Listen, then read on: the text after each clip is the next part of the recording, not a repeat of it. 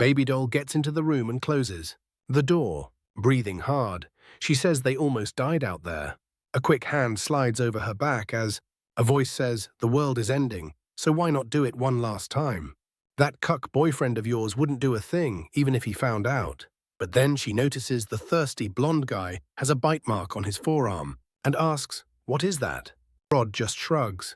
"Nothing major, just one of those crazy guys outside bit my arm." And this lobotomized hoe actually buys it. The football match begins, balls hitting the field. Shortly after, the guy stops moving. He doesn't have that Cristiano Ronaldo stamina. She asks why he isn't moving. Yeah, the obvious happened. He turned into a zombie and is about to eat her again. She kicks him away. From outside, a Sung Jinwoo lookalike hears the noise and thinks, "Wait, isn't that the voice of the old owner's girlfriend in this body?"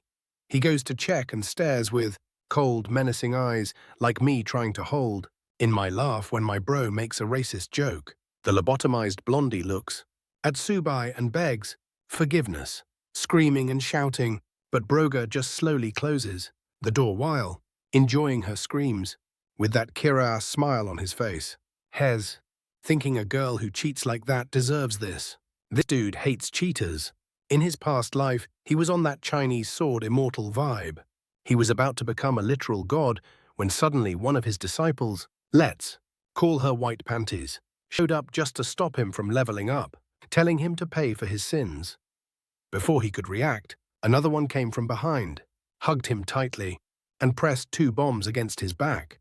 That was another disciple, complaining that her master had treated her unfairly all those years. Bra decided to take them all with him, only to get hit by the skills of yet another disciple. Clearly, he should have chosen his peers for loyalty instead of just thighs and ass. Not gonna lie, I would have made the same mistake though. After the triple betrayal, he went full Joker one last time and flattened half the earth. "I'll tell my son that's how the dinosaurs went extinct." Then he woke up in that apartment from the beginning. Now we know why this dude calmly closed the door and left the lobotomized girl to die. What he doesn't know is that soon enough, Hell find all his beloved disciples in this place, giving him the perfect chance to get revenge on those cannon fodder carriers. But right now, he looks outside and says he knows nothing about this strange concrete city after arriving here in the body of this cuck. The only thing the infamous system gave him was this 10,000 souls banner that let him control the things he kills. It's trash compared to the weapons he used to carry, so he throws it to the ground while cursing. That's when he remembers 2 perfect trash targets nearby, the 71 IQ duo that devoured each other in every possible way. So he opens the door. With one clean stab, puts them both to sleep. The banner activates, and the duo starts getting eaten once again. Blondie girl has already been eaten 3 times in one chapter. Outside, the street is infested with zombies. The protagonist is itching to fight zombies everywhere, and the wig banquet is trying to run away. Big Mac girl gets jealous and shoves the skinny girl backward, and she drops beautifully to the ground.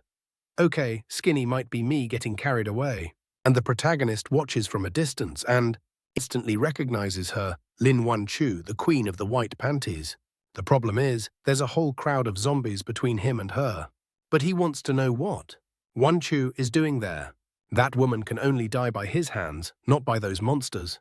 So he throws the spear into a zombie, jumps right after it, catches it mid-air, drives it straight through the creature's belly, and it drops dead. Wan Chu is shaking, stunned that she's still alive. She wonders if this strange man really saved her. But the protagonist says that woman used that thunder technique to leave him in a miserable state. And now she shows up in front of him like a total failure, almost dying to a creature that weak. She's completely confused, with no idea what he's talking about. She stands up and thanks him for saving her. A creator's shading is still flawless. The protagonist gives her this half-glare and puts the spear right in her face, asking if she's going to keep pretending she knows nothing. She grabs the spear tip and pushes it away, telling him this isn't the time for drama. What is he even talking about? She doesn't even know him. He wonders if he got it wrong. But remembering the white panties queen side by side, he's sure it has to be her. He knows those curves way too well, and he is ready to investigate. Then his stomach growls, and she says she knows a place with food. He thinks for a second. Apocalypse, he's human, he needs to eat, so fine. Hell let her come with him, but she grabs his arm and tells him to hurry. It's like they're having the time of their lives, like they're at a playground instead of in the middle of the apocalypse. The protagonist just stares, thinking the fact that she betrayed him never changed, and shall pay for it. In front of the market, she says everything happened so fast that she never even asked his name. He starts to realize it really does seem like she doesn't know much. But he tells her his name while thinking. She about not leaving his side. He's going to make her suffer in every possible way. She walks ahead and opens the door. But obviously, the place is packed with undead. She freezes, asking why there are so many creatures in there. Weirdly, in the middle of the zombies, one is saying to buy a phone SIM card for 50% off. The monsters start standing up, waving their arms, and scratching around to scare them. But the protagonist is just smiling. Wenchu clings to him, saying they should run and get out fast. But he says he needed a sacrifice to raise his banner to level 2. It's the perfect chance to test the item's abilities. The banner flies out and summons the 2 zombies he killed in the room. But now, as slaves, they charge in and bite other zombies right in the neck. It's zombie versus zombie. And there's even some synergy. A blue one goes for the blonde zombie. He dodges, kicks it in the back. It falls toward the girl zombie. She blows it up in the middle. The protagonist sees a bigger red one leaping in with claws and tells his 2 to fall back. But his zombies get completely wrecked. He doesn't have much spiritual energy, and he uses what little he has left to summon them and send them in again. This time, he sends the blonde one first. He takes a stab through the air, but it creates an opening for the other one to latch onto the mutant's back. The protagonist activates a chain spell, and she bites the creature's neck. It drops dead. The protagonist walks up and activates the spiritual link. A bunch of chains surround the mutant. They lift it up, yank everything out. The spear glows and the weapon levels up to level 2. Now 5 souls can be summoned. The system warns that to keep leveling up, Hell need to collect an advanced level zombie. The protagonist knows that if it's more advanced than that, Hell probably starve before he finds one. Meanwhile, Lin, all excited, is basically falling for a guy she doesn't even know is dying to kill her. She says she's useless and thanks him. The protagonist agrees, saying yes, she's useless and stupid. Then a bald guy shows up with half a dozen survivors. Wenchu clings to the protagonist. One of the survivors mouths off, "Hey, we got here first. Are you crazy?" The group agrees, saying everything there belongs to them. The girl in the mini shorts defends the protagonist, saying he did the dirty work. But the gang says he's lying. The monsters fought each other, so clearly he didn't do anything. Lin throws a fit, saying those are trying to steal the protagonist's credit. She's almost crying from anger and yelling when the protagonist tells her not to worry. Only the weak need reasons. The strong create reasons. Basically, even if he's wrong, Hell do whatever he wants. He walks up to them and says he wants supplies. Who's gonna stop him? Just say it. They get bold, everyone yelling, "Im against it. Against it. You're not taking a thing from here." The protagonist smiles and says, "Right." Then he summons the Temu version of Beru. Before they can do anything, he sends it straight at them. They're shaking, saying they don't want to die, begging. For a second, I thought he was just going to scare them. But no, he really tears people in half. He kills a few, then asks again, "Who doesn't want me to take the supplies?" Everyone goes quiet, real quiet. That's it. Then he turns to Wenchu and tells her to learn. That's how it's done. Now nobody disobeys. She focuses and says she understands. But what I don't understand is why she's on the floor straddling the supplies and rubbing all over them. Girl, stop grinding on people's food, for the love of God. The protagonist tells her she's carrying everything since he saved her. And with that half-lidded stare, he says he can't wait to find out if she's really pretending or if she actually has amnesia. Either way, Hell make her suffer. But she is all excited, gathering supplies and saying she'll carry it all for him. Dude, you already got betrayed once, and you're going to believe it again. I don't know if I buy that she forgot everything. I think she might remember, honestly. But there she is with her toned stomach and mini shorts, saying she's ready to go. The protagonist tells her to come on. He's looking for stronger zombies, and she's carrying the supplies. Later, losers, the survivors are furious. That guy came in here, killed everyone, and robbed us. The remaining survivors try to grab what's left in the room. But then the protagonist's zombie couple shows up, telling them to keep their hands off what belongs to him. Nobody cares anymore, and it turns into a fight over who can grab more supplies, kicking each other, with everyone playing rock, paper, scissors. Then one of them looks back, pissed off. But he doesn't like what he sees, because he gets spooked. He wonders what that is doing there, and more zombies have arrived. Wow, dude, everybody got absolutely shredded. What is this? Now another Big Mac was crying for help. Over there, and then just got its head stomped in. Dude, the main guy killed everyone just to absorb their souls. What is this? What is this? This kid is ruthless, huh? He doesn't forgive anyone. He says leaving those seeds who hate him alive will only cause problems later. It just sucks that he's so weak, he has to keep a low profile. Meanwhile, the other girl is over there looking like a total mess, all sweaty. Man, what a shame she's completely worn out. It's almost like I'm only saying that so you'll sit there staring at the image for a bit. All right, that's enough.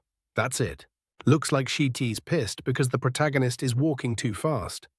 I'm just saying, if she slows down, she really is going to get left behind. She laughs and says she's sure he didn't want to abandon her. Look at that test. He's getting tested right now. He asks why she's so sure. They're basically strangers, like he wouldn't leave her behind. Then she says she won't be abandoned because she has information about a really strong zombie, and she's sure he'd be interested. And yeah, he is. He immediately asks where to find it. So she says she wasn't at the university today because there was a weird creature on campus. It had a strange smell and seemed kind of dangerous. She's there with her fingers pressed together, begging him to believe her. While he's thinking, well, she's not lying, and since he really does need a creature to evolve, it's worth checking out. At the university, it's packed with zombies, and the scaredy cat is there too. The protagonist starts saying something. She tells him to shut up, saying there are a lot of creatures there, and they can't hear them. But he doesn't care at all. He pulls out the spear and slams it into the ground. He tells the three summons to clear the way, while the girl wonders if this is really the best approach, just killing everything. He doesn't even answer her. He's just wondering if everyone killed by zombies really turns into those half-alive creatures. Suddenly, they hear screaming. Leaning against a wall, there's a trio telling the creatures not to come any closer. One of the monsters lunges. The guy stretches out his big axe. But not only does he lose the axe, he also gets it stuck in his shoulder, completely useless. The zombie is obviously still alive, and then it lunges again. Someone blocks the attack and smashes it right in the middle of the head. The guy yells for everyone to fall back. They need to regroup. These things are way above their level. Wang Qiu recognizes them as Gu Ming and Li Mingxuan. But what were they doing in a place like this? The protagonist asks why that matters. Does she think he's going to save those people? She grabs his hand and starts running. He's kind of confused. Wait, you don't want to save them? She says, unfortunately, she doesn't have the strength to rescue her classmates. He thinks she really doesn't seem to remember anything. She used to be strong, so where did her strength go? He'll tell you where it went. Then suddenly, the classmates spot them from far away and start yelling her name. Wang Qiu, help, please. We're gonna get eaten and killed. She's thinking this is trying to drag the two of them down with everyone else. Or maybe it's because they passed like half a meter away from the creatures. That idiot Lin notices and apologizes to the protagonist, saying it's her fault. She really is messing up his life. But he pulls out the spear and summons the three souls. The creatures rush in, handing out slashes, hits, and bites. But there are so many that his monsters start getting grabbed like in The Walking Dead. A bite to the neck, and he loses one. So now he can only control two. He realizes he needs to thin out the zombies so he can summon more. The problem is, first they need a chance to escape. He suddenly asks Wang Qiu if she has anything that can make a loud sound. She thinks for a second and shows him her phone. He doesn't get it at first, but when she hits play and the music starts, he understands. She tosses it over the creatures, and it grabs their attention for a second. But then, from the phone thing, he summons that clawed creature, don't ask me how, and sends it in. It attacks and tears through everything, with chains ripping people apart. She's shocked that such a dumb distraction worked. But he just says they don't have time to think. He grabs her arm and drags her away. In another part of the school, she's exhausted on the floor like she just stepped out of the shower. She says once again she owes him. If it weren't for him, she'd be dead. He says it doesn't matter. They need to locate that high-ranking zombie fast. But then we see some other people come in through the door too, and she manages to hide. The greedy ones get all excited. Wang Chu, this is great. You brought a bunch of supplies and saved everyone. They start surrounding her from all sides, and these guys are trying to take way more than they should. Obviously, she doesn't want to be someone's meal, and she says none of what she has is for them. But one of the guys looks her up and down and tells her to stop disrespecting the seniors. She has to help everyone survive. That's what matters. The guy with glasses tells everyone to calm down and not fight. This isn't the time. Then he asks the protagonist to join them, saying there's another room that's better for a meeting and safer. Trio goes ahead while Wang Q apologizes to the protagonist, but says she won't let anyone touch his supplies. He says he doesn't care about those people. He only wants to know if they'll actually help locate the zombie. She says there should be several professors among the survivors, so those guys won't dare do anything crazy. He laughs. Yeah, right, like they wouldn't do anything. As they walk, the bald guy says, guys, I saw her backpack. It's packed. That could last a month. The black-haired guy says he agrees, but Wang Chu won't accept it. The glasses guy says it's fine, just put them on. The team, and when they start sharing, they take everything. Or they'll have to accept the other option. Right then, someone opens the door, saying they finally arrived. Where are the supplies? The pair walks in, and the protagonist sees the room is full of survivors. For things to be this chaotic, with this apocalypse and all these zombies, this must have started recently. Then Wang Chu sighs and suddenly sticks her butt out for no reason. And she even says you can't touch it. What do you mean? Oh, she's talking about the supplies. Relax, she says it all belongs to Subai. And the black-haired guy wants to know. One person? Why does he need so much stuff? But fine, then they'll buy it from him. He goes, hey girl, we'll pay 10 times the store price. You're definitely not going to refuse, right? The protagonist gives that smile like he's about to do something nasty and says no, he won't refuse. Then the guy kneels and says, smart kid, let me see what's in that backpack so I can buy it. But suddenly, there's a claw at his neck. And the protagonist says, unfortunately, his friend here isn't in the mood for that. Everyone freaks out, running around and asking where the hell that thing came from, while the guy backs away, wondering why it looks like the creature isn't attacking Subai. Then the protagonist says the yes got 2 of his subordinates killed, and now he's trying to steal the supplies too. The guy tries to explain, but the protagonist stomps him in the chest, and he starts coughing up blood. Then the protagonist says hell have to kill him and use his corpse to make up for the earlier loss. The guy calls for his friends, begging for help, but that's how it goes. Friendship disappears real fast.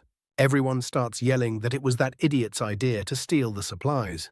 The poor guy on the floor can't believe he risked so much to get supplies for everyone, only to get betrayed like this. He begs Wang Chu for help, but she stays silent and sighs. I thought she was going to tell him to kill the guy, but instead she asks the protagonist to forgive him this one time. They could take her share of the food, and nobody would touch his. But the protagonist stares, realizing this girl is way too weak. She only looks like the Wang Chu he used to know. He has no reason to keep her around anymore. He's cold. So what? Cut her throat, then go on, kill her. I dare you. Come on. Prove you're the protagonist. And then he stands up and says, all right then. Our deal ends here. You found your people, and from now on, we go our separate ways. She grabs his arm and begs him to wait. She knows exactly where the zombie he's looking for is. He asks if she saw it, and she says not exactly. She can feel an aura, a different smell coming from a certain area. She doesn't know why, but she's almost sure. He remembers Wang Chu, the white panties queen, had an innate spirit, a super rare body that could sense spiritual energy, and maybe she brought something like that into this world. Next chapter, they're by a little wall, and a guy asks if the girl found what he asked for. Apparently it was a stick and a long sleeve, and the protagonist asks where Lin found that. She puts her hands together and says she was basically born knowing because she has a tracking ability, and from now on she would be his sword. The protagonist pats her shoulder and says, fine, she'll be his second disciple. She has a spiritual body, so she has good potential. Maybe one day she could even surpass him. She says she'd never even dream of that. She just wants to serve by his side and make his life easier. He looks at her like, "What is this?" He lifts her chin and asks, "You're gonna call me senior?" And she calls him master. Yeah, I'm not even gonna tell you what happens next in that temple. But now back in reality, he's furious. He doesn't know how that girl lost her memories. But the good part is, she can still be killed. And now it's time for the pretty disciple to become part of that banner. He's already thinking about sending her to the other side when she suddenly takes his hand and asks him to trust her. There's a creature coming this way. The poor guy is stunned, laughing up at the sky, thinking how ironic it is. Again, he's in a situation where he needs her. If she really has that innate body, she's perfect for finding creatures. Yeah, that's what you need the body for, you creep. Outside, there's a literal giant crocodile saying it can feel a strong presence of spiritual energy. Those weak creatures were useless. It smashes through the wall, freaking everyone out. And the protagonist immediately realizes this is the creature she mentioned, a mutant that's half human, half snake. And it barges right into the room, grabbing people immediately. The onlookers want to run while the protagonist just stands there, and Wang Chu says that's the creature she was sensing. And the weirdest part is, it seems to have spiritual energy. The protagonist thinks it's strange. Why would a creature from this world have spiritual energy? That shouldn't exist here. Then the creature says it can smell that energy. My God, all they talk about is energy. But for now, it's going to start its banquet with a few humans. It grabs the first one and is about to toss him into its huge throat. Then the young teacher makes an offer. "Please save us. We'll do whatever you want." He stares and asks what their lives have to do with him. She says she doesn't know, but she can pay money. She'll pay for protection. He says he's not interested. What he's really interested in is everyone dying so he can collect their souls. While he's saying that and someone gets eaten by the snake, suddenly his zombie comes from behind and smashes the back of its neck. The big snake drops straight to the floor. His blonde zombie climbs onto its back to go for the neck, full attack on Titan. But the snake twists around like it's doing a full 360. Then it uses its long tongue and wraps it around the zombie's body. Right away, the snake knows who has that spiritual energy. No wonder the smell was so strong here. But then the blonde zombie knees it in the jaw. That guy is the real protagonist. Subai still hasn't done anything so far. Subai says it looks like he won't be able to wait for everyone to die, since the creature is coming straight for him. He's got guts, but he knows that in this life, dealing with something like this will be way harder. But there is a way to get strong fast by draining everyone. So he warns them he won't be able to save everyone. But if anyone wants to join his group of undead, then they have a chance. If nobody wants to, hell, just leave, and they'll die there. Obviously, nobody wants to accept that deal. He starts to walk away. Lin tries to say something, and then the teacher steps forward and says, "Shell, give herself to him." But the protagonist stares and sees something incredible. He reaches out with his big hand to grab her necklace and asks where she found it. She says it's something her father found by accident many years ago. If he likes it that much, she just takes it off her neck and hands it to him, saying he can keep it. All she wants is for him to protect the students. The protagonist realizes it's a stone from the immortal realm, and the quality isn't even that low. But how did something like that end up in this world? Maybe it's not a coincidence that he and Wang Chu are here too. There's a good chance there are more female disciples in this place. The system immediately says it recognized the spirit stone and asks if he wants to use it. Not only would he get stronger, he'd also be able to control stronger creatures. Seeing the item will actually be useful, he says he accepts the teacher's offer and that they can hide there. But the big snake is furious, because it looks like it wanted that item too. It thought the energy it sensed came from, like, the protagonist or the girl. The boss wants to throw down, but the protagonist sits there to absorb it while telling the blonde kid to hold the fight. The creature charges in, slash to the neck, then the stomach. Then it gets its arm squeezed, it blasts up into the ceiling, and the snake glances back. It notices that Kid's aura is getting stronger. Looks like he's breaking through, and it has to stop that right now. So it lands a heavy punch on the protagonist's creature, sends it flying far away. With him unprotected, it basically tells him to die and goes in for the kill. But suddenly the protagonist makes it stop just by saying it's too loud. Then he says it can pay for its sins, since his banner needed the sacrifice of a beast, and the perfect target just showed up. The snake is trembling, and he asks what the problem is. Right then his creature, the one that got thrown away, shows up and grabs the snake by the neck. The monster evolved from common class to evolutionary class. The protagonist immediately orders it to kill. It drives 5 claws into the snake's chest. The snake writhes and spits, gets slammed into the ceiling, then thrown away. The thing manages to hang on at the edge of the building, pulls itself up and says it really underestimated the kid. But obviously it didn't come all the way here without being prepared. What a sneaky snake. Down below with the survivors, the black-haired guy pierces both his friends' chests.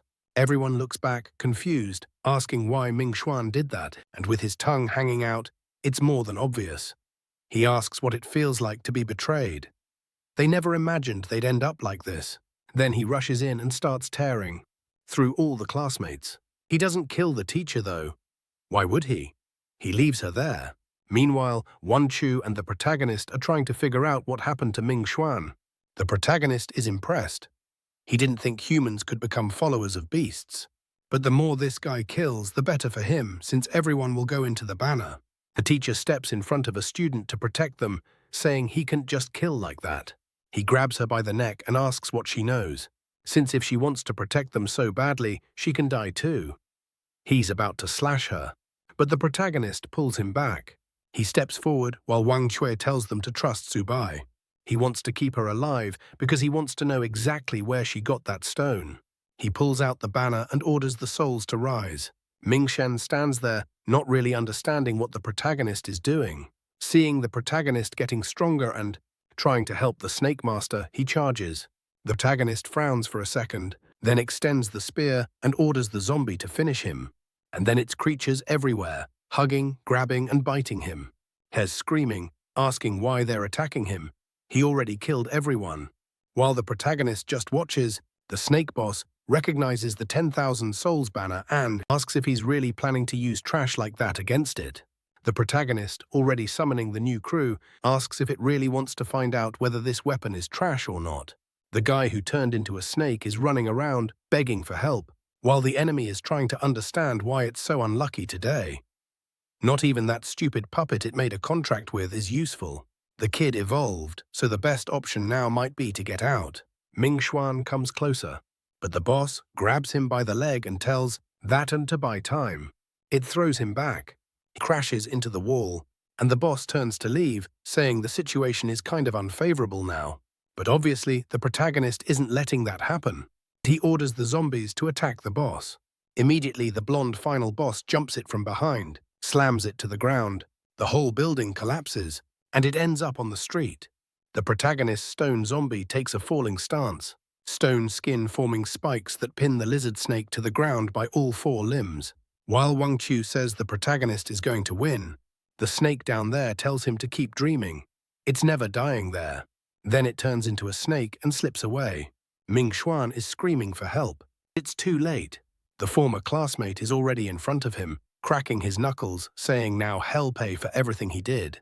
The idiot still tries to act tough, saying anyone who comes close is getting bitten, but in the end, he gets completely stomped. Meanwhile, the girls are worried the creature escaped. The protagonist says it's fine, it ran, but it didn't escape his perception. Yahello looks toward the target still sliding away. After creating some distance, the creature transforms back, thinking it's unlucky there's a cultivator here. But whatever, it got away, and it's leaving now. Then someone asks where it thinks it's going. It's the protagonist, asking if it's really going to run. The snake doesn't understand, asking how it was found. He's in such a beginner realm, so how is his perception that high? The protagonist doesn't even feel like answering. He just orders his creatures to rush it and capture it. The stone zombie pins it again with spikes through all 4 limbs, holding it to the wall, and the blonde one comes in and drives a strike right into the middle of its neck. The protagonist says now he wants to see it try to run. The snake screams, saying it won't let them survive, and it's going to fight dirty too. It activates a shadow clone of the snake. Literally, a bunch of little green snakes rush the protagonist, but he just says that he really doesn't know when to quit. He stabs one of the illusions, one that was obviously real. The snake keeps asking how the hell his perception is so sharp. The protagonist says again that he doesn't have to answer. The snake is only alive because it still has a use for him. He activates the banner's restriction, and chains start wrapping around it. The snake insists that if it's going to die, the kid is dying with it. Tsubai says he won't let it sacrifice its soul like that. He activates the divine image, and the creature immediately recognizes the power of a god.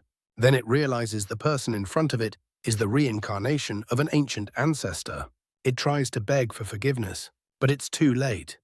The system congratulates him for killing an advanced beast. He advances a realm and can now control up to 10 beasts. Since he reached level 3, the staff's advanced mode awakens. One hand in his pocket, the shameless guy says he didn't expect you could use the spear like that. Since he has this thing, he can build an army. For no reason, he tosses it upward. While his disciples are waiting back at the building, the teacher asks how Wang Qiu met that boy. Wang Qiu says she doesn't really know, but she felt déjà vu when she saw him for the first time. As soon as she says that, the protagonist walks into the room and she happily goes to greet him. He immediately tells her to stay back. He's too much of a man for that. Then he takes the stone from his pocket and tells the teacher to say where there are more right now. She repeats what she already said. It belongs to her father, and she has no idea where he got it. If he wants to know, he'll have to ask her father. He tells her to give the information already, but then she says if he really wants to meet her father, they'll need a second deal. The last time she spoke to her father was 3 days ago, and he was trapped somewhere waiting for rescue. If he wants that information, he has to promise hell save the people there. The protagonist realizes this woman is trying to use him to save people. But since hell profit from it, he says fine, he'll go with you. But you should know that if you're lying to me, not only you, but everyone with your father is going to die. She immediately realizes he's not joking and says he can be sure her father is there. Then she tells everyone to get up because they're leaving with Tsubai. People stand up looking sad because their friends died. Some cry, others celebrate. The protagonist pulls out the staff and says, no body can be wasted. Chains appear, sticking to everyone's necks, and souls start getting pulled out. With that, he takes control of 10 souls total. Looking at the kids group, there are 4 women and 1 idiot left, just so it's not 100% female for the harem. The teacher asks what he did with the bodies. He says he did what's natural. He made sure everyone got maximum use, and now they're puppets under his control. Nobody wants to question it, and they just thank him, scared they'll be next. On the way through the streets, they thank him, saying if it weren't for him killing the monsters, they would have died to some creature or starved. The protagonist ignores them completely, only thinking that since he evolved, he got a perception buff. Now he should be able to use some higher-level magic. He dives back into his sea of consciousness to try to find an item. He calls for something and stares at what appears in his hand. While Wang Qiu looks confused, doesn't it look like the sword she used in her past life? She wants to grab it, saying the sword is strange. It feels nostalgic, like she's seen it before. The protagonist just watches, realizing it looks like her memories are starting to come back. For him, that's perfect. It'd be even better if she remembered what she did and became a sheep ready to be slaughtered. The guy is insane. He's eager to see what Shell tried to do to him. He throws the sword on the ground and says, since she seems to be getting déjà vu, she can keep it. She's confused, pointing at herself and saying, but why do you want to give me a sword? It's not like you want me fighting monsters, right? He asks why not. Does she think he's going to protect her forever? Seems like this girl has a knee problem and can't bend down to squat. Every time, she sticks her butt out. And this time, the moment she touched the sword, she instantly started remembering everything that happened, telling the master to stop, how she was his servant and how he helped her. And it looks like the protagonist already knows she knows, because he's furious. She gets startled and calls him master. Honestly, it's hard to tell because she freaks out and collapses like an idiot. But it was all part of the protagonist's plan. He pulls out the big snake, saying he's going to get revenge now. Instead of killing her, he wraps her up in the serpent and everyone is shocked. The teacher tries to stop it, but it's too late. The girl is getting completely crushed, hung out. Teacher grabs the snake, trying to pull it off her. What is happening? The protagonist crouches beside her, taps the spear, and asks if she remembered. She tries to play dumb. Remember what, Mr. Subai? What are you talking about? The teacher says she's a good kid. Why is he acting like this? Good kid, no, calm down too, lady. The protagonist is confused. He sensed she remembered something, but at the same time, her reaction doesn't seem fake. Did she recover her memories for a brief moment and then lose them again? He decides to investigate himself and activates Soul Search. But he only finds apocalypse scenes. Nobody can fake memories, so she probably lost what she recovered from the past. Either way, killing her isn't fun if she doesn't know what she did to him. So he dismisses the snake. Yeah, girl, if I were you, I'd stay away from this guy. Clearly, he might kill you at any moment. That casual, abusive relationship. Then the sword starts falling apart, and he just tells them to hurry up and warns that item doesn't suit her. Wakun, though, is wondering why she suddenly yelled master, and why she now feels even more familiar with him. The protagonist, on the other hand, just wants to know if some god is messing with him. He needs to investigate fast and understand why all of this is happening. They arrive at a bunch of completely destroyed buildings, and the teacher explains that's where her father was last found. The protagonist is already like, well, if that's how it is, let's go already. Obviously, the rest of the group is in shock, saying they're not going with him. No, they're going to stay there and wait. They wouldn't be much use anyway, blah blah blah. The protagonist cuts them off and says, whatever, stay outside. In the end, you've got nothing to do with me. Idiots, because if a monster shows up, who's going to protect you? The teacher, not stupid, ditches everyone and goes with the protagonist. The trio of morons is like, whew, finally that guy's gone. I thought he was going to kill us any second. We got out alive this time. Yeah, after saying that, they're definitely gonna die. The three are getting close to the building when Wong Q feels like something is happening. Up ahead, some cops are unloading on zombies, calling for backup, for help. Except the protagonist isn't exactly the type to send help for free. He's already figured out the zombie situation. Snakes and everything coming up behind the soldiers. The poor guys obviously think they're about to get slaughtered and start scattering. But the protagonist's crew heads straight toward the zombie crowd. There are a ton of zombies, but his creatures are literally sweeping through them. The cops don't understand why the monsters suddenly started fighting each other. The fight keeps going, and the cops realize they're screwed if they try to evacuate now. Their only chance is sending in an awakened. The guy in the back says there's no way they'd send powerful people to save cannon fodder like them. The captain, though, readies his weapon and says if they're gonna die, they're fighting. Nobody's backing down, even if nobody comes to save them. Then he looks out into the street and sees the protagonist coming with a trio, and weirdly, they look really calm. When he walks right through the rubble, the soldiers aim at him.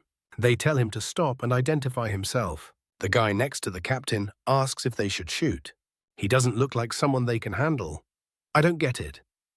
The protagonist completely ignores them and just keeps walking. So the captain steps out from the rubble and asks which one of them is an awakened. The protagonist looks confused, turns around and asks what an awakened even is. Now the captain is confused too. Wait, this kid isn't one. Or maybe he is, but he's not a registered awakened. That would be even worse. Then the teacher says they're there to find someone, her father, Li Zhenghao. The soldier says he's on the rescue list. Seems like an important person. Subai asks where he is. The cop says he has the coordinates, but unfortunately it's right in the heart of the mess, so it'll be extremely hard to get there. Right then, another wall collapses and a bunch of zombies pour in, and the guy opens fire. The cop says if the kid isn't helping any other group, he could help the government. The protagonist negotiates and says hell help if they take him to the target he's looking for. As soon as the guy agrees, he sends the snake, a blonde kid charging in. Now the snake is breathing fire on the creatures. The soldiers are totally confused, saying that power is kind of insane. The friend says it's actually normal.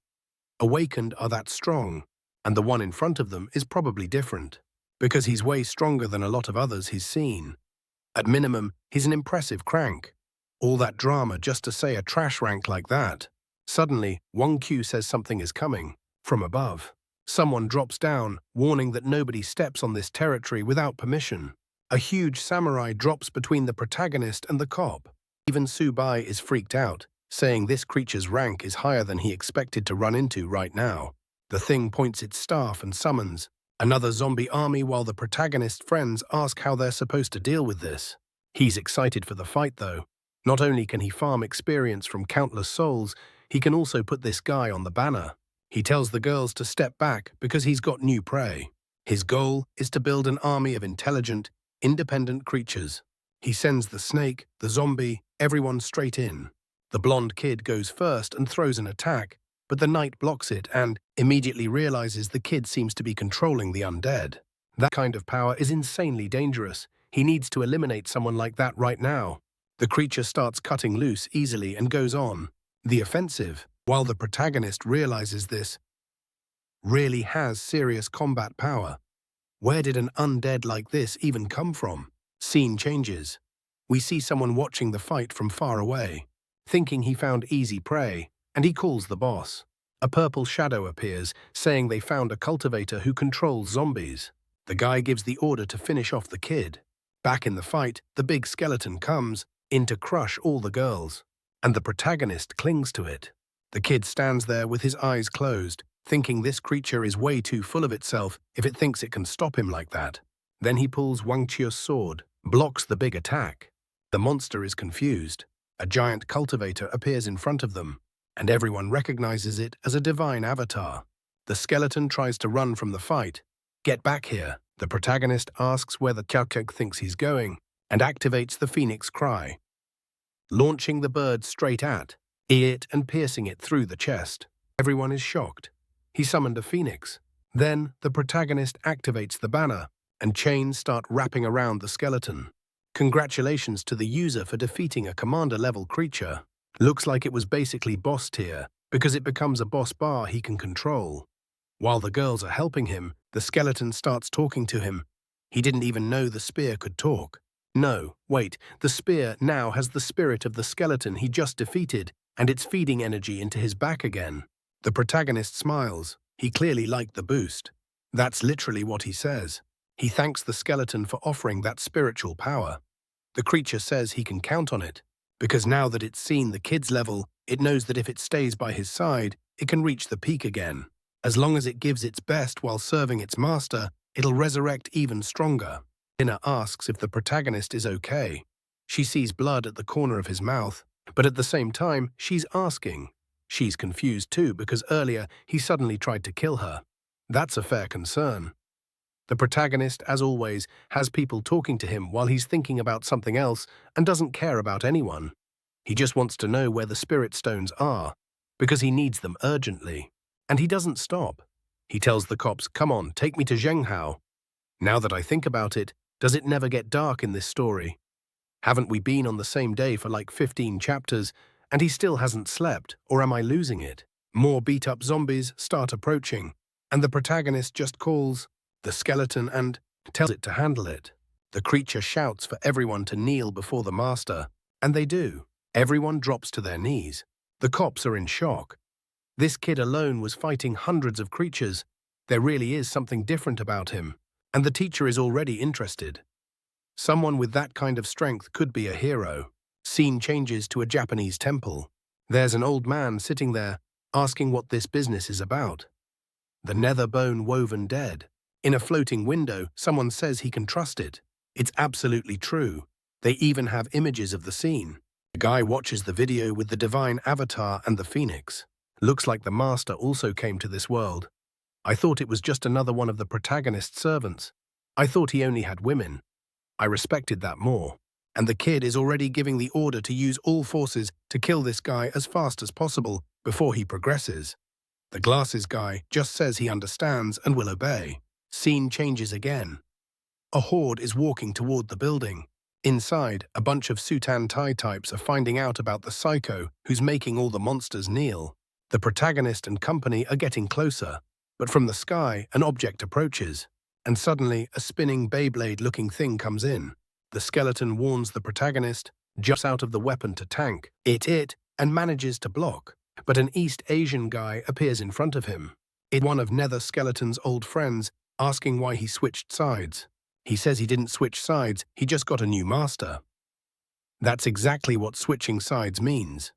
The skeleton tells the wish to move, and the guy smiles and says he's too arrogant. Does he think he can order people around?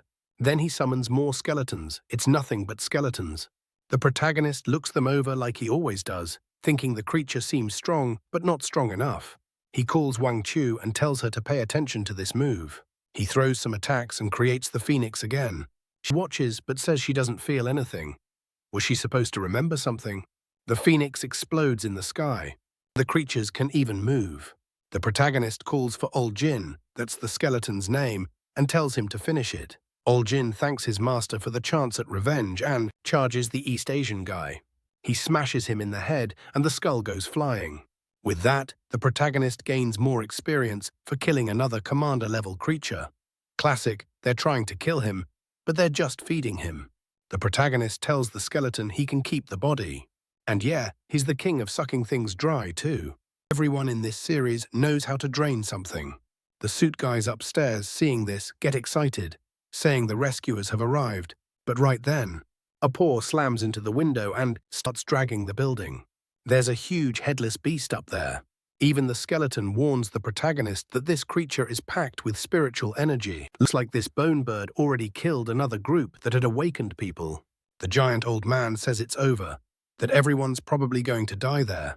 Real motivating, fighting for his life.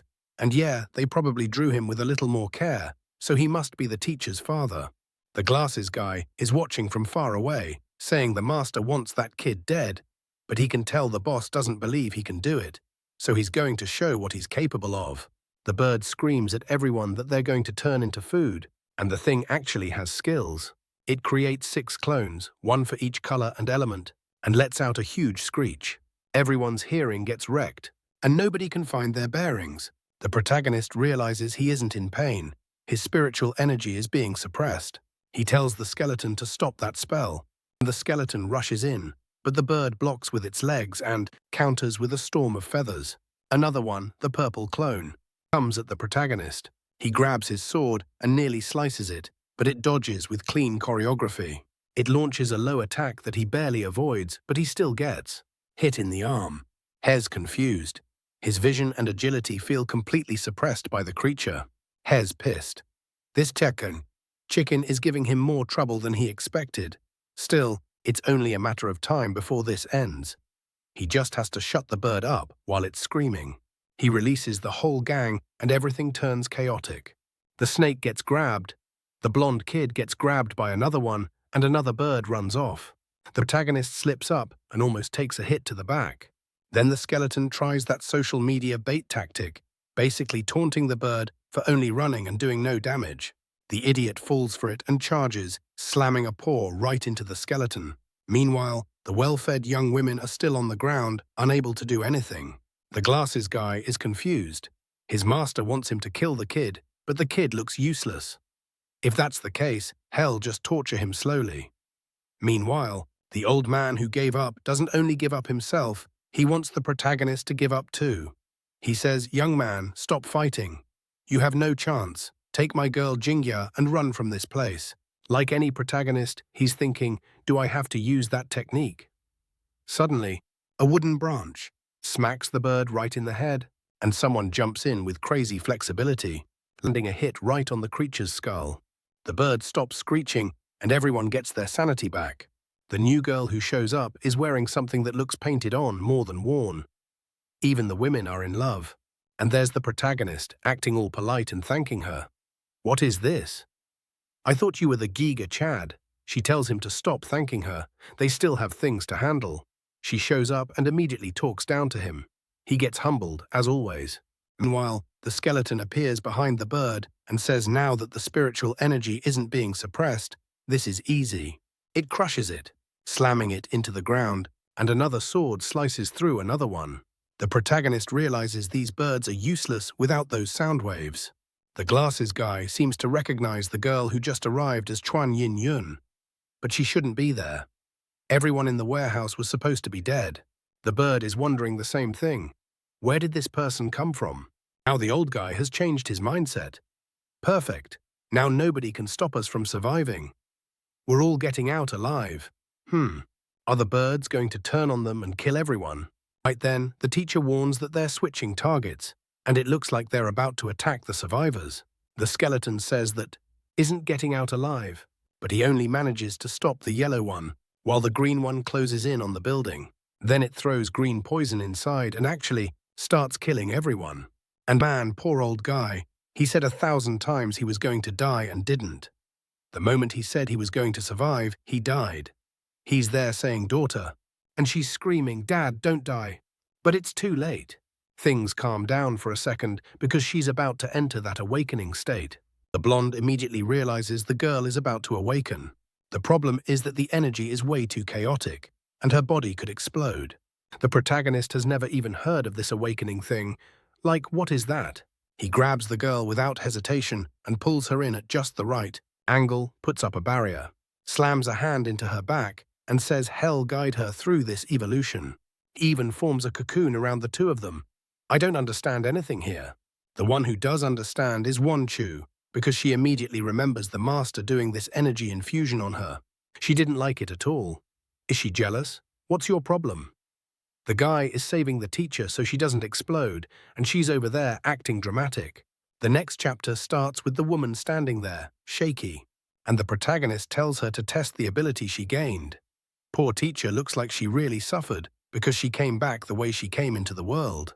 Meanwhile, the green bird is screaming that they're idiots and nobody's going to stop him now. But then the teacher tells him to go back down to the ground. Lightning appears around his wings. He loses control and drops like an idiot. Everyone's confused. It looks like she has some kind of power where whatever she says happens. And she is already farming aura like, that's right, my ability is words becoming reality. Thanks to Master Bai, she managed to master this technique.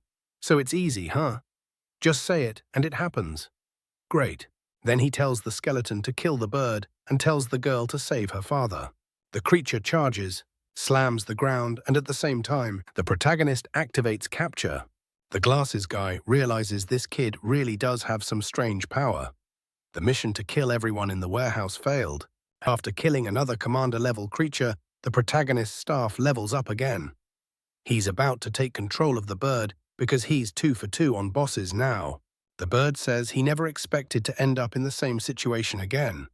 The big skeleton tells him he should be grateful, while the protagonist just stares at them and tells the bird to explain how to neutralize the poison already. The bird doesn't really want to talk until the skeleton smacks him on the head, forcing the to reveal that if you suck out the poison, it dissipates. Everything in this story comes down to sucking things out, huh? What kind of artist and author is this? Explain that properly. The teacher runs upstairs in a panic, reaches the room, and yells for the poison to leave Jung Hao's body. Her father is just lying there doing nothing, and then she's the one who starts coughing up blood. The protagonist says the words become reality ability is strong, but it demands an absurd amount of spiritual energy. At this rate, she'll fall into a coma, and in the worst case, it could damage her bones or even kill her. She got lucky that this time it was only blood. Then he calls the Birdman over and tells him to fix it, warning that if the old guy dies, the bird will be destroyed too. The creature goes in with its little claw and manages to pull the poison out of the old guy's body. But it explains the old man took poison a long time ago, so he might not wake up. The teacher screams for her dad, desperate, while Wong Q calls the protagonist over, wanting to know what they'll do if he's really dead. He tells her to relax because he can feel spiritual energy in that man's body. Oh, and again, she called him master. She doesn't get it. Why does she keep calling him master all the time? What's her relationship with Su Bai? You should know, girl. You're the one living it. Then the protagonist notices that on the old man's hands, resting on his stomach, there's another high-level stone. He tells Wang Q to hold it and asks what she can feel. She turns and says she, sensing something about 30 kilometers in that direction. He turns and says they're heading east. The teacher says she has to stay and take care of her father. The poor guy probably needs a burial, I guess. But right then, Chuan Yingyun stops the kid and tells him to stay there. Wait, what? I thought she was going to threaten him, but not like this. She asks if he doesn't remember what he said, and it looks like she asked for his weapon.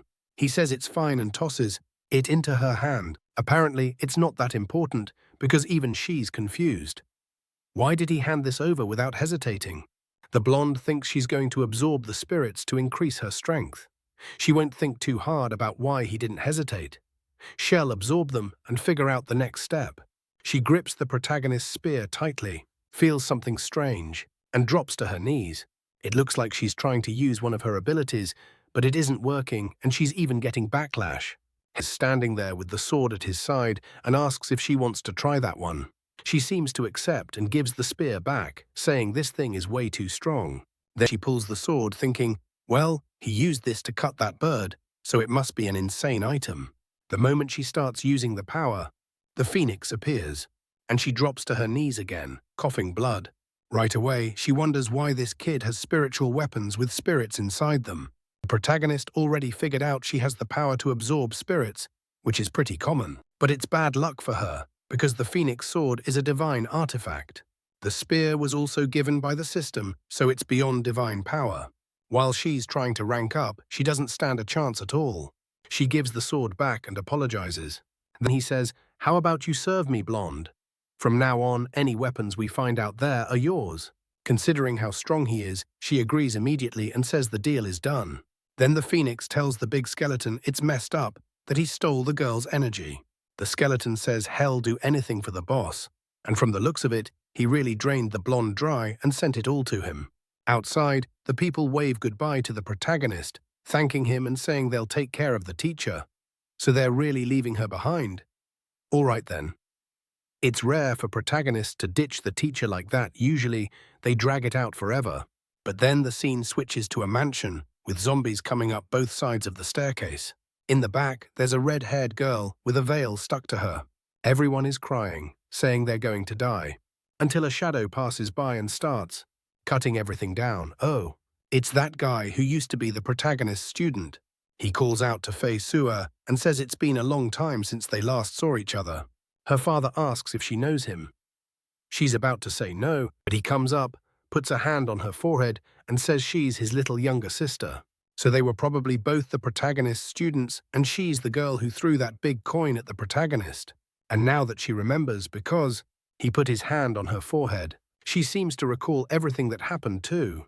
The guy says, well, now that you've awakened, you already know we have something important to take care of. She says they really do need to handle it urgently, puts up a coin barrier, and says goodbye to her father. It's a shame the master she loves so much survived, because now she and the other brother will have to work hard to finish him off one more time. Meanwhile, Glasses guy is in shock that he failed. It looks like he wants to kill Subai to get something from the human he obeys, so he can return to his world. But while that's going on, the group is walking down the street, watching people get eaten and doing absolutely nothing. Even Wang Q says, "Wow, aren't we going to save them? We're right here. Just kill them." But the blonde only says that in the apocalypse, you can't save everyone. Come on, you're literally right next to them. You clearly can. The protagonist, on the other hand, is all about efficiency. He says protecting others will waste time, so they need to avoid trouble. The bad part is that Wang Q says she can feel spiritual energy approaching. Great. The glasses guy is bringing the gang. He stops in front of the protagonist and says the Ka killed 3 of his generals and he's not getting away with it.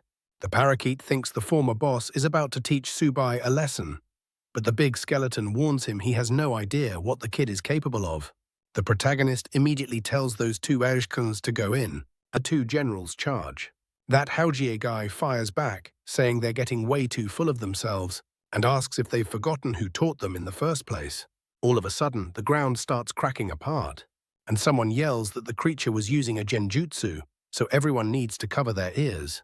The blonde in latex is deaf, and she's already launched herself straight at him. He says she's a beautiful young girl, but way too cruel. With one stare, she drops into a strange position, then suddenly starts crying and calling for her mum. That's when the protagonist asks the old man with the staff if he can create illusions like that too. But the skeleton explains that the horse guy's body is basically built from mind control domains. His voice, his eyes, every cell and pore in him was made for it. The protagonist says mind control is an impressive ability, but blocking it isn't that hard either. He forms a quick hand sign and suddenly throws up a barrier around himself. He blocks every bodily perception, but the guy asks how he's supposed to fight like that. The protagonist just sends a flame attack and tells the idiot to worry about himself. The attack looks like it hits dead on, but from the protagonists, expression, and the fact that the guy is still talking trash, it clearly did nothing. He orders the skeletons to come at him, and now the protagonist and his group are surrounded by a gang spinning around them. The women are clinging to each other like always. They're grabbing onto each other every 2 seconds. While the skeleton warns the protagonist that they're inside this guy's domain and won't be able to escape the mind control. Cut to the cultivation realm with our guy looking down from above. Let's put it that way. The horse guy is laughing, saying Subai finally failed. He wants to see what's inside his illusion. It looks like the protagonist is watching Subai teach all his students, and he recognizes Subai's student as his own master. No? Right away he realizes, wait, if my master was Subai's master, then who was Subai? And in the illusion, Subai talks to him. He asks if he's tired of watching. Turns out he was Yunbis Wushi Laki. Our guy is stunned. How could someone inside an illusion have independent awareness? Illusion Subai just draws his sword and unleashes the third flame phoenix cry slash, splitting him in half. Then we're back in the real world, and the protagonist says he wasn't cutting his body, he was cutting the illusion. And how he understands this belonged to Yunbin. The protagonist already knows it. Another person he treated like a son was trying to stab him in the back. 2 skeletons rush him. The protagonist blocks and the guy tries to use the opening to escape. He slides away, pulls out a fan and announces he's going to rule this apocalyptic world, and not because of his illusions. He throws out a technique, saying it'll kill the protagonist, but the protagonist tells the skeleton he should know that thing's weakness. He gets ready and tells the creature to attack the guy's soul consciousness. Fan guy starts firing spikes, telling the protagonist to go train more, but the big skeleton blocks everything easily. The bird keeps dodging. A cross-eyed guy realizes it's over. The 2 generals are closing in, and there's no way out. He asks why they betrayed him, and the skeleton casually answers that they get 6 meals a day now, which is way better. At this rate, they'll rank up much faster. The glasses-wearing loser starts to realize he got betrayed because he's weaker than Subai, but he still throws his 2 sticks away and says that with the treasures he has, nobody can kill him. But he gets distracted, and here comes the latex girl from behind. She smacks his hand, knocks the fan away, and he hits the ground while she's drawn like she stepped out of a poster. Seriously, artist, relax. She smacks the fan against herself and suddenly has a fit out of nowhere like that. Even I jumped. The fan drops to the ground, and the guy grabs it, but it's not responding anymore. Yeah. She absorbed the energy and even followed up with a clean kick. She turns around all shaky and tells the protagonist it's done. She absorbed the treasure, so now it's easy. The skeleton and the bird rush in again and capture him. They're about to eat the guy's soul. What is this? Some soul-devouring squad. They eat souls. They eat the weapon's soul. They take everything. There won't be anything left of the kid. They start arguing over who gets to eat him, and the protagonist tells them to split it down the middle. They thank him. As they're about to devour his soul, they ask how Subai knew this guy's weakness. They have no idea, but they've learned it's smart to just obey Subai, and both of them absorb what's left of him. They start celebrating, saying the energy is insane and they're about to evolve again. They refine the energy and pass part of it to the protagonist, pushing him into a new level. The banner reaches level 5, and now he can control 30 more common demons. The protagonist says he can finally check the Sea of Consciousness again. When his hand goes in, he says he touched something incredible. Yeah, now I'm nervous. But the scene switches to a cave, where a girl asks her senior brother if this is the place. She can feel dense energy inside. It's his disciples, and the guy senses that the glasses guy lost his vital energy. Looks like the master is still as formidable as ever. They move through the cave until they reach a spring. The girl says the energy there is ridiculous. If they stayed one day, they'd evolve like crazy. But then she looks back and says she feels someone outside. He tells her not to worry and to remember he's first class when it comes to illusions. Outside, voices are asking about someone, stealing spirit stones, saying somebody is basically asking to die. And then we see the protagonist arriving with his group, right? His young one can sense the energy and track it to this spot. The girl in mini shorts notices holes in the wall and says there were supposed to be spirit stones there. The protagonist, knowing how many there should have been, is sure there's a spirit source nearby. The body-painted outfit girl doesn't understand what a spirit source even is. She has no clue, but judging by how interested he is, it must be good. Meanwhile, the spirit inside the staff is getting anxious. They go deeper into the cave, but run into two random guys fighting over a staff. The body-painted girl says that steel arm and bronze leg. They're two of the people who awakened earlier. Supposedly, one guy's leg and the other guy's arm are indestructible. Like not even a rocket explosion can take them out. The protagonist starts wondering if they rank above him. 1Q points at the ground and asks if they mean that staff there. It just looks like a twig, but the latex blonde is sure it has to be some kind of illusion. Something is affecting this place. 1Q says, yeah, something's off. She's smelling something that feels unfamiliar and familiar at the same time. The protagonist is sure, in her past life, she lived near springs like these, so there has to be something like that nearby. If she tracked it, then it must be that dishonest disciple. Suddenly, the two guys fighting say they feel uncomfortable with so many people watching. How about they deal with them first? They both rush in. But the latex girl says they don't even deserve to fight the protagonist, so she'll handle it. She jumps in and starts trading blows. The staff swings at one of them, but he blocks it with his hand. He recognizes her as the Weapon King and says, unfortunately, her ability is useless. Then he shatters it with one punch. At the same time, the leg guy comes in from behind and nails her in the stomach. She says her tendons are ruined. I thought she was going to be useful, but no. She was just there for the protagonist to save her and farm some aura. He sends the skeleton and the bird in. They charge, but the two guys are still defending just fine. And then, my God, the protagonist has to tear her clothes, like he even needed to, let's be honest, because her outfit and nothing aren't that different. But he says he needs to repair her tendons urgently. Shadow clone jutsu, a slap on the girl, and a ton of energy flowing. Meanwhile, 1Q is still suffering, saying he's using that intimate healing again. At the same time, the fist guy is smashing the skeleton to pieces. Even the protagonist's creatures are getting wrecked. The bird gets completely shredded. The other one eats a whole combo. Then another kick. Back at the spring, the two disciples are farming energy, saying the fight outside sounds intense. The guy says it has to be their dear master, and she says she can't wait for them to evolve and finish him off. Next chapter, after I said there wasn't any clothing left. There's literally nothing left for the blonde now, just a tiny strip. Meanwhile, the other fools are getting thrown into the wall, completely wrecked. And the fist guy says it's a disgrace that the Weapon Queen is being treated like this. She's really been left in a miserable state. The well-covered girl is shocked and tells the protagonist they should run. Those two have gotten stronger in a way that makes no sense. But the fist guy suddenly charges the protagonist and tries to kick the sword. What happens? His leg gets cut. Congrats, genius. He's standing there in shock, and the fist guy says it's impossible that his leg got destroyed. Meanwhile, the bird and the skeleton laugh, saying the boss weapon is an indestructible divine item. Right away, the leg guy starts hopping away, trying to escape, but the protagonist pulls out the rope, swings it over, and slams him to the ground, pinning him down like an idiot. The fist guy is sure he can't beat this guy, and Subai says he's used that rope to tie up oxen from higher realms, so the guy should feel honored.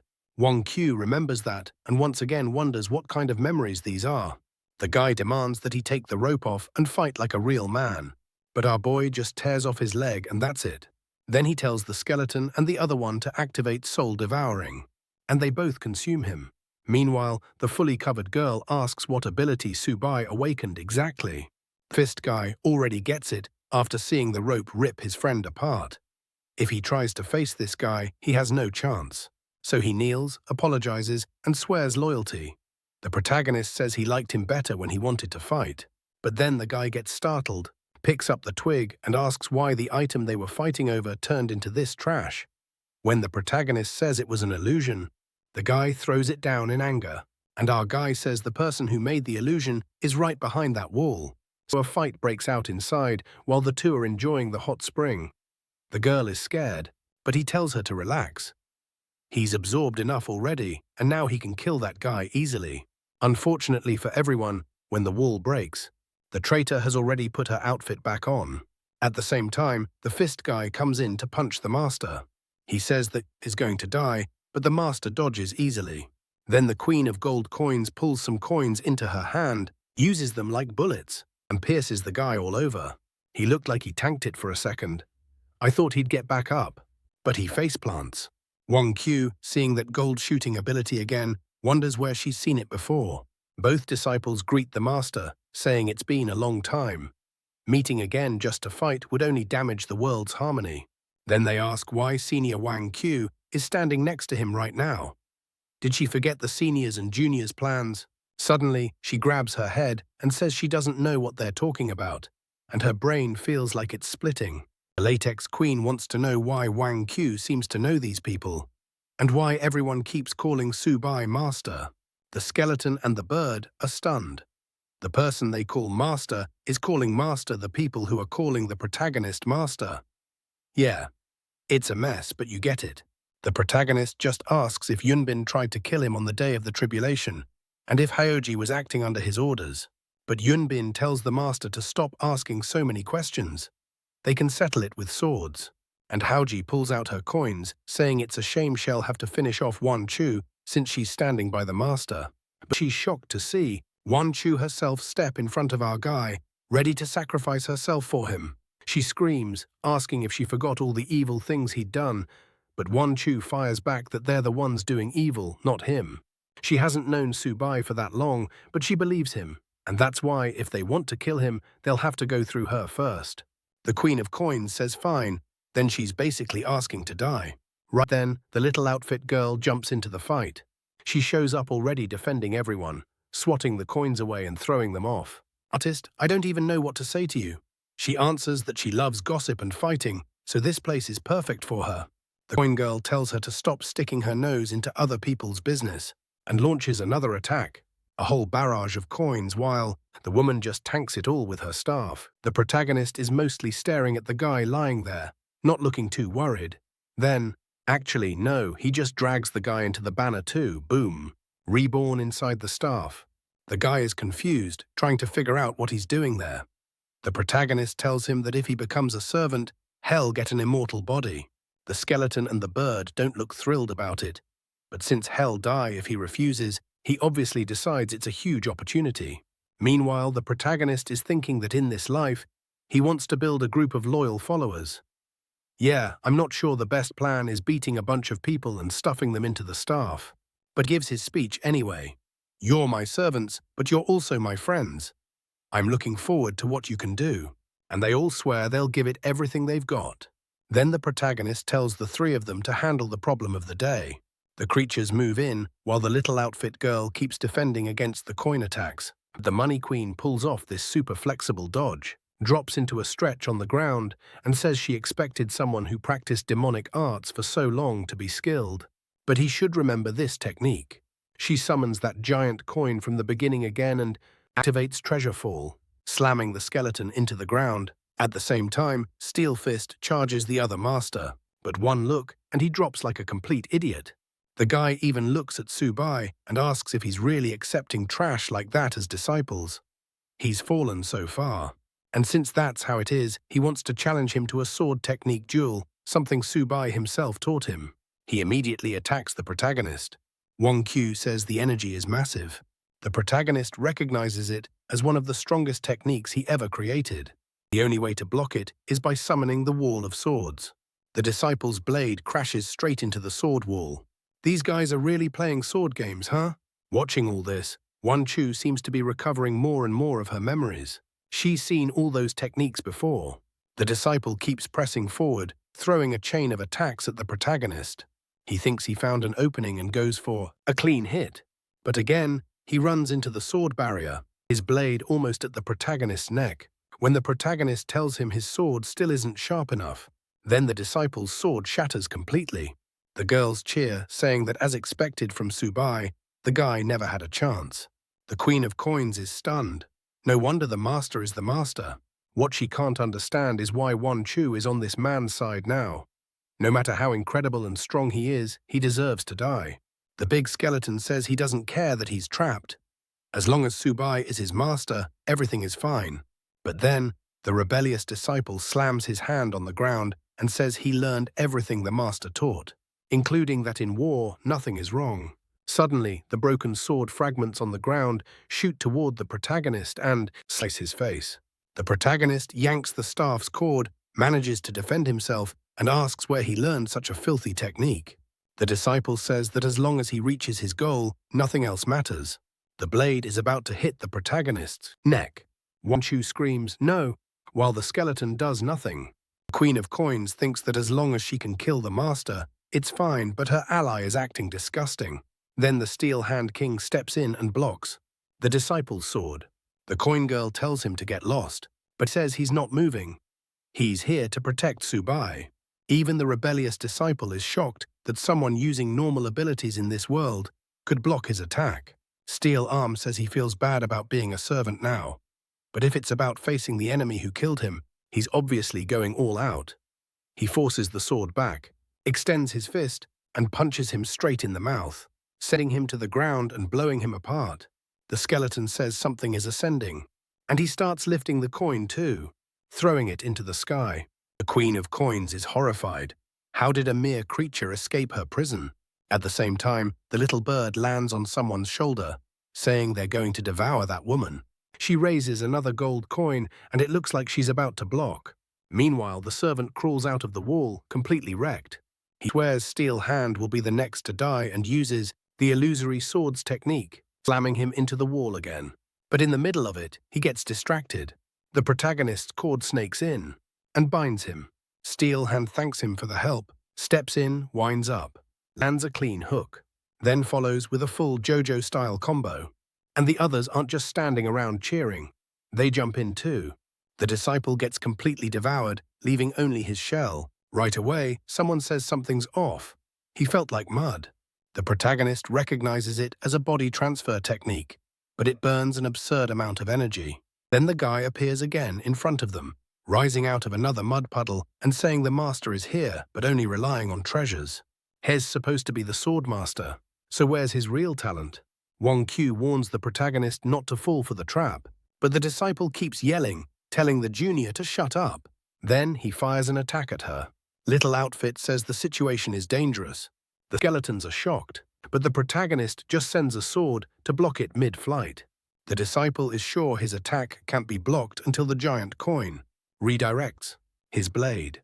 When he starts to complain, his ally says he can't just kill the junior sister who's part of the plan, but he says someone who protects that master is useless. Now the Queen of Coins starts finding it weird. Why is he attacking one of them? That makes no sense. The disciple seems to realize he really did act strangely. He says he lost his head for a moment and thanks her for blocking the attack. She relaxes and says, "Good, he really is the man I respect." But while they're all caught up in that, the sword is sitting at the spring. That's when they realize the protagonist didn't block the attack. He threw it into the spring on purpose. The junior disciple asks if he had lost it, and the water behind them starts trembling, and an explosion shoots into the sky. Somehow, the kid made a water phoenix, and they start realizing it's not just an illusion this time. The creature is actually alive. That's because the phoenix lived inside the sword, which absorbed energy and managed to materialize it. The junior disciple can't understand how that's possible. This world doesn't even have that much energy. The protagonist explains that a spring like this always has a guide. The only substances that can guide it are a rhinoceros spirit or guiding mist. Since guiding mist doesn't exist in a world without spiritual energy, it has to be a rhinoceros spirit inside a crystal. It's an item useless to humans but necessary for creating divine weapons. I don't understand any of this, but I'm guessing the sword has that rhinoceros attribute. So he threw it into the lake, knowing it would act as the guide, and that's why the phoenix appeared. And the Queen of Coins says that even if he's cruel, his knowledge is intoxicating. The phoenix flaps its wings, and the junior gets wrecked trying to defend himself. Phoenix fire has a property that melts anything it touches. He calls for Xiao Shu and says they have to run. There's no chance anymore. But the protagonist lashes out with the cord again. The junior activates the mud body technique again and slips away, saying they'll settle this another day. Blonde with the painted outfit asks why Subai doesn't chase them and kill them now. He explains that just because he nurtured this divine weapon doesn't mean it recovered all its powers. The phoenix he summoned with the spring only lasts a few seconds. Then it dissolves and returns to the sword. The skeletons are impressed, saying he made an incredible plan by pretending he had phoenix power to force both of them to flee. The protagonist thanks Steel Fist for defending him. The guy is thrilled, even if he's a servant now. At least the boss thanked him. Then the protagonist steps into the spring and calls everyone in. Painted Outfit starts taking off the little clothing she has to jump in, but like she's got what? A boot, and that's it. She jumps in excitedly, but the protagonist warns her it's the kind of liquid you have to enter slowly, or it resists you and you'll smack your face. And of course, the obvious happens. Everyone wants energy. The little skeletons get into the pool. Everybody's like, my God, I need more power. While the women are all shaking from the energy. Then the other one finally works up the courage and jumps in too. But as she enters and starts advancing realms, she gets more memories about how deep Subai's teachings are and how the two of them destroyed demons together. She also learns how to cause natural disasters and bring calamity to all humans. She finally understands why he's called Master, and also why he's a demon. She's furious. Meanwhile, the protagonist is more focused on the fact that he advanced realms again. At this new level, his perception of everything around him is way sharper. He can even sense parts of his servant's thoughts. But then he's shocked to see Wangchu stand up. Beautifully drawn, she pulls her sword, points it at the master and says he's a demon. He should have died a long time ago, and today he's going to give up his life. Little Outfit wants to know why Sister Wangchu is suddenly attacking Subai. Steel Arm realizes that a second ago she was weak. So where is that aura coming from? Both skeletons are sure there's no way to block that attack. And the protagonist realizes Wangchu is recovering her memories as her strength returns too. And this is a blade strike he won't be able to block easily. Hell have to destroy the realm he just advanced to just to stop it. Is about to sacrifice it when suddenly she jolts and collapses beside him. She passes out in the water out of nowhere. Steel Arm says he was going to defend him, it's just that she fainted. He was about to die for the kid. The protagonist just tells the skeletons to check what's going on with her. One of them explains her neural pathways are blocked, and that's what made her pass out. It's probably a mind control technique. The protagonist realizes it's Yunbin's fault from the attack he used earlier. That his former disciple was useful after all. And now that she's changed, unfortunately, there's no reason to keep her around. The kid is about to slice her up, but Painted Outfit steps in front of her and tells him to breathe. He wants to kill Sister Wangchu, Hell have to kill her first. The protagonist just throws his sword into the wall and says that the moment they leave this place, the next time he sees Wangchu, she's dead. He really just abandons her like that, not caring at all. And the protagonist knows it. With so many disciples hunting him, Hell have to kill everyone, or Hell be the one who ends up dead. The good part is that every spring like this always has an entrance to another world. It'll probably lead somewhere full of unknown, worrying things, but also opportunities. Down below, he finds a wall full of crystal. He walks up, puts his hand on it, and a space opens up, filling with smoke. He realizes the place has a dense concentration of spiritual energy, but almost poisonous, and he can't absorb it. Still, with his resistance, he can stay there for at least 2 hours. Suddenly, some random dengue mosquito-looking bugs fly in, and the big skeleton appears at his side and starts killing them all. The system says he killed an advanced monster, and the banner gains another experience point. The protagonist gets excited, because the creatures he'd been killing outside, those zombies, weren't even giving points anymore, meaning he can finally farm again. So he starts spinning the staff. The trio that had gone back inside for a second decides to head back out and start killing everything. With that, the staff reaches level 6, and now it looks like it can instantly summon 100 souls. The main character is hyped, saying he needs to take even more advantage of this, and he starts summoning creatures while mosquitoes keep showing up non-stop. Non-stop. Back with the girls, the barely dressed one is at the fountain, and Wangchu, the taller one, wakes up. She's staring at the barely dressed girl from behind, thinking about killing her since she's friends with Subai. The other girl can feel Wangchu's intent to kill. She's already got the wooden staff ready, prepared for a fight, but then Wangchu hesitates and asks herself what's wrong with her. She was acting just like the protagonist, suddenly wanting to kill an innocent person. Can't complain about the artist, right? At least everything he draws is nice to look at. The barely dressed girl asks where Wan Chu is going, but Wan Chu just ignores her and walks off, wondering if she was really determined to kill that woman. All of that just because that girl was next to the master. She hates that man, and everything he did is unforgivable, but he also couldn't dirty her hands like that. Even so, she swears that one day he's going to die, until she suddenly hears someone laughing. Her head starts hurting again. Some birds fly past, and she collapses unconscious. Meanwhile, the protagonist is down at the bottom of the sea with the staff spinning the creatures to farm while he cultivates on the ground.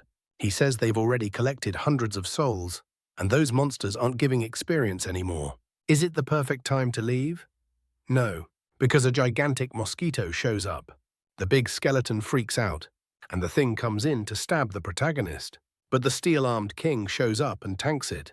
The others warn that it's better to retreat now. The protagonist wants to fight, but his resistance to the gas is running out too. The problem is that not farming a giant creature like that would be a waste. Since his protection is fading, his summons are getting affected too.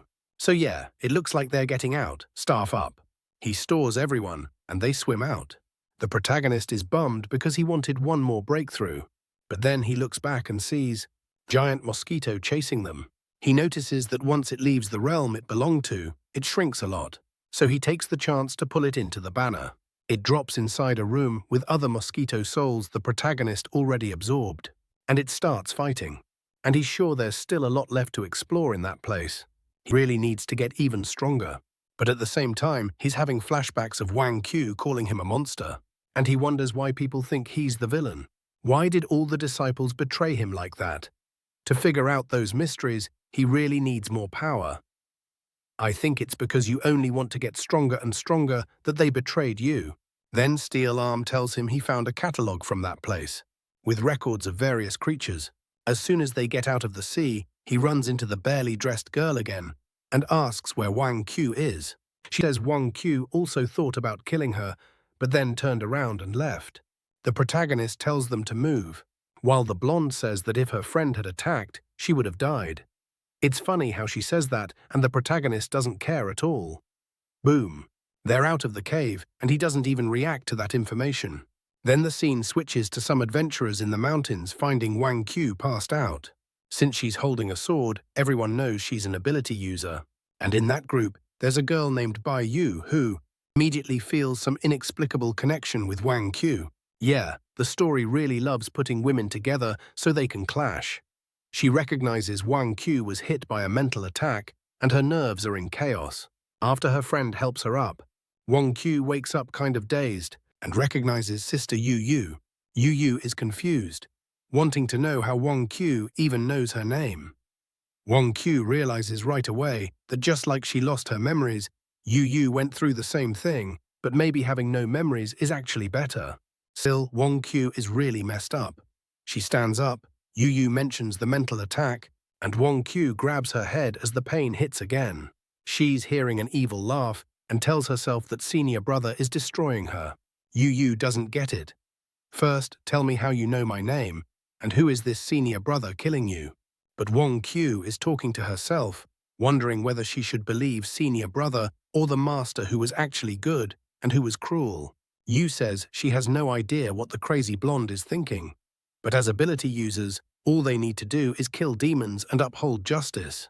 Wang Q says she agrees. Since she can't trust either of them, she'll do what she thinks is right. A headphone-wearing guy named Zion Yang welcomes her to the squad.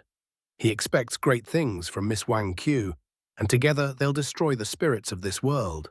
She's excited, but also says the place feels familiar, and the group seems to be heading out to collect spirit stones. Then the scene shifts to Yangqiu City. The protagonist, Sarah, and the barely dressed girl are arriving, and it looks like they came because of that catalog Steel Arm found. Steel Arm warns that this place is known as Hell on Earth. The number of creatures is absurd. The blonde, on the other hand, follows along, saying it's the perfect chance for her to evolve by his side. With Su Bai nearby, she doesn't have to worry. Then the protagonist's staff says the Gun King has finally been collected. They check the item, and the giant mosquito comes out immediately. It comes out devouring everything, and his other servants are shocked at how much stronger it got. The protagonist tells it to go back into the staff and says that in the future, It'll have a chance to become a boss-level servant. It's inside, but trapped in a little cubicle. Suddenly, from the rubble, an old man appears, asking the young people to wait. It was a bunch of people hiding from zombies, thanking them. But they warn it's better not to go farther because things only get worse. The blonde tells him not to worry. Like he can see, their team is strong. But the old man says they have no idea that Yangshi City was the first to be destroyed in the apocalypse. The monsters there evolved way more than normal, and the closer you get to the center, the worse it gets. He saw another powerful couple walk into the city holding hands, and they got wiped out fast. Steel Arm tells the protagonist the same thing. Better to come back when they're stronger. But the protagonist says every opportunity comes with risk. It might be dangerous, but it could also be their chance to evolve faster than ever. The old man talks to the kids and says, fine. He tried to convince them, but those two are destined to die. At least he tells the kids that now that the zombies are dead, they can leave. Other people who are hiding start coming out, and everyone celebrates. Then a guy shows up, calling to the kids and warning that this isn't the grandpa they know. The old man gives a little laugh and suddenly transforms into a body covered in tentacles. A bunch of the humans there had already been infected. Everyone tries to run again, but the creature whips out a huge tentacle, yanks a group of about 15 people, and tosses them into its mouth, while the protagonist does absolutely nothing. Everyone gets eaten, and that's it. Next chapter. Tight outfit from a low angle, except they painted her skin black. What is that? Artist, are you really going to start censoring now? After all that? She says she's noticing the monster aura is really high, but they haven't found anything strong. The protagonist says they just need to keep moving, but she's starting to get scared, saying she was out of her mind to follow him. Right then, something grabs her leg and goes, in for a bite. When they look around, creatures are coming from every direction. The protagonist pulls out the big staff and releases the giant mosquito, and it alone starts sweeping everything. And now he's getting point-own experience again. That proves he's really heading towards somewhere with stronger creatures, which is perfect for him. He also summons the cute trio. The birds start stunning everything, and the skeletons and the big hand guy start mowing through them. Why are they painting the blonde black? Stop that! She asks what his goal is in killing all these weak creatures. He says it's nothing special, just clearing the path, and starts absorbing the souls. A while later, the banner reaches level 7, and with that, it unlocks a refining ability. All the souls drop into the furnace. It looks like it converted energy not only for him, but for all his summons too. The giant mosquito is excited, saying you can really evolve a lot by helping this guy. Meanwhile, the blonde is kicking around and looking at the protagonist, saying she's going to stay close to him for the rest of her life. Then another old man shows up, asking for help. I guess the protagonist didn't see when this one transformed. He'd already gone farther ahead. The Neapolitan girl, with 3 colors going on, walks up and asks why he's there. Then the old man says the boy looks like the strongest person he's ever seen, but he really shouldn't go forward. Subai takes a look, pulls the staff, and just tells them to keep moving, telling the old man not to worry about them. Oh no, I should have suspected it. The moment that tentacle monster showed up, we already knew who was going to get targeted. I thought the artist was going to show off some skill. No, just straight violence. She's getting thrown into its mouth. But hold on. The protagonist rushes in and rips off a chunk. No way he's letting his blonde die like that. With the girl impaled on its arm, the protagonist says the never fooled him. He was just waiting for it to reveal itself. The poor girl is thinking she's an idiot for not noticing anything.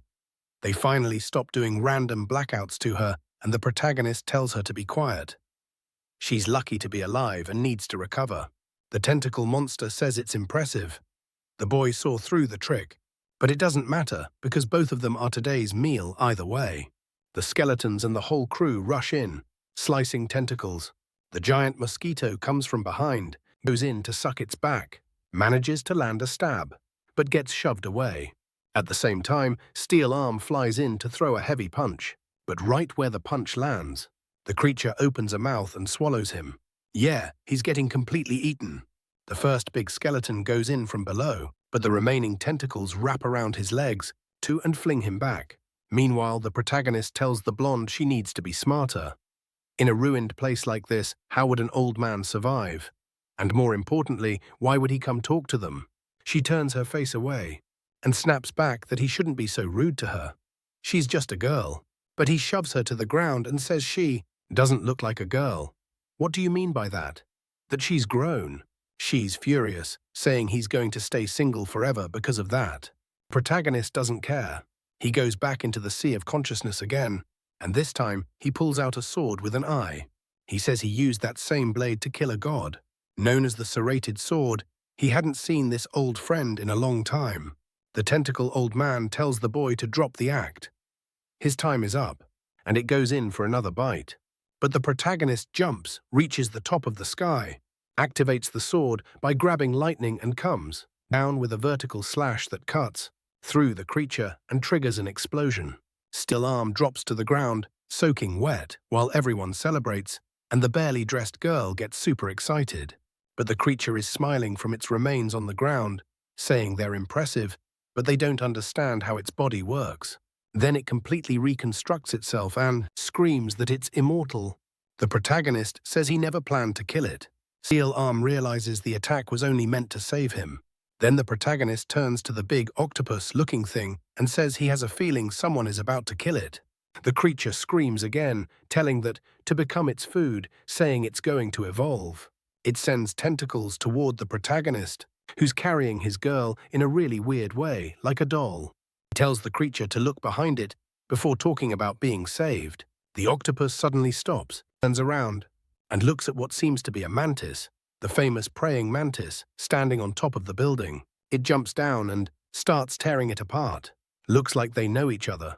The tentacle monster tells that old mantis to back off, or it'll lose its meal. But the praying mantis tells the Yi to stop messing around in his territory. The tentacle says he never wanted to be enemies, but after consuming hundreds of humans, he isn't scared anymore, and he fires an attack. Meanwhile, the protagonist and the barely dressed girl watch everything. She asks who this mantis guy is, and he explains that he's the owner of this area. He always knew there was something stronger than that guy, because he kept telling them to stop and not go any farther. So this is the monster the octopus feared, and that's exactly why he wanted to keep going.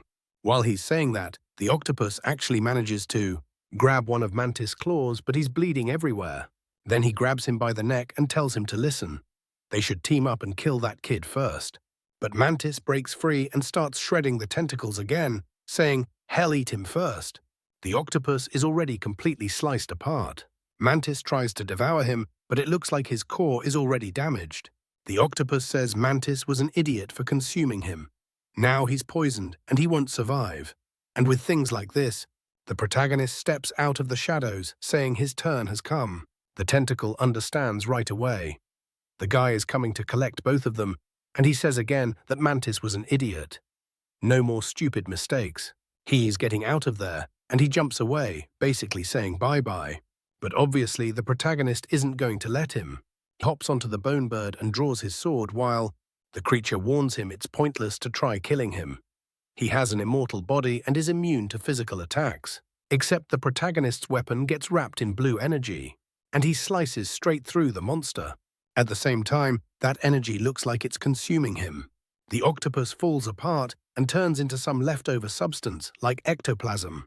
The protagonist explains that where he comes from, many people became immortal against physical attacks. That's why the god-slaying sword exists. It's the only thing that can affect a person's spirit. The octopus screams, saying it's impossible for something like that to exist. But Subii tells him to drop the pride and go straight into the banner. Then the skull rises into the sky.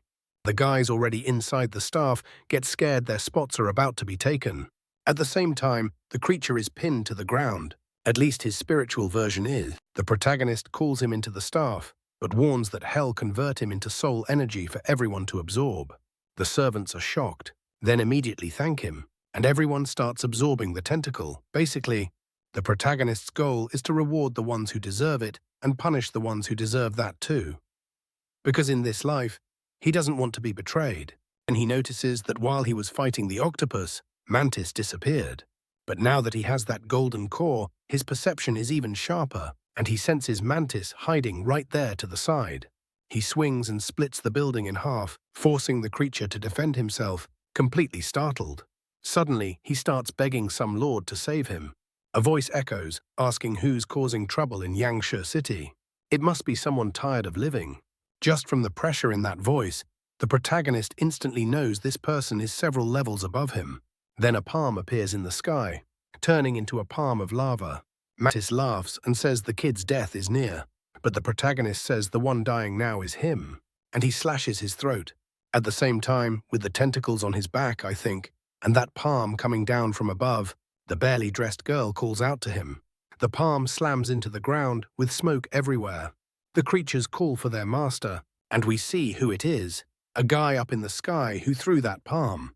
He looks kind of confused, because under his palm, strange energy starts appearing. Then the protagonist appears.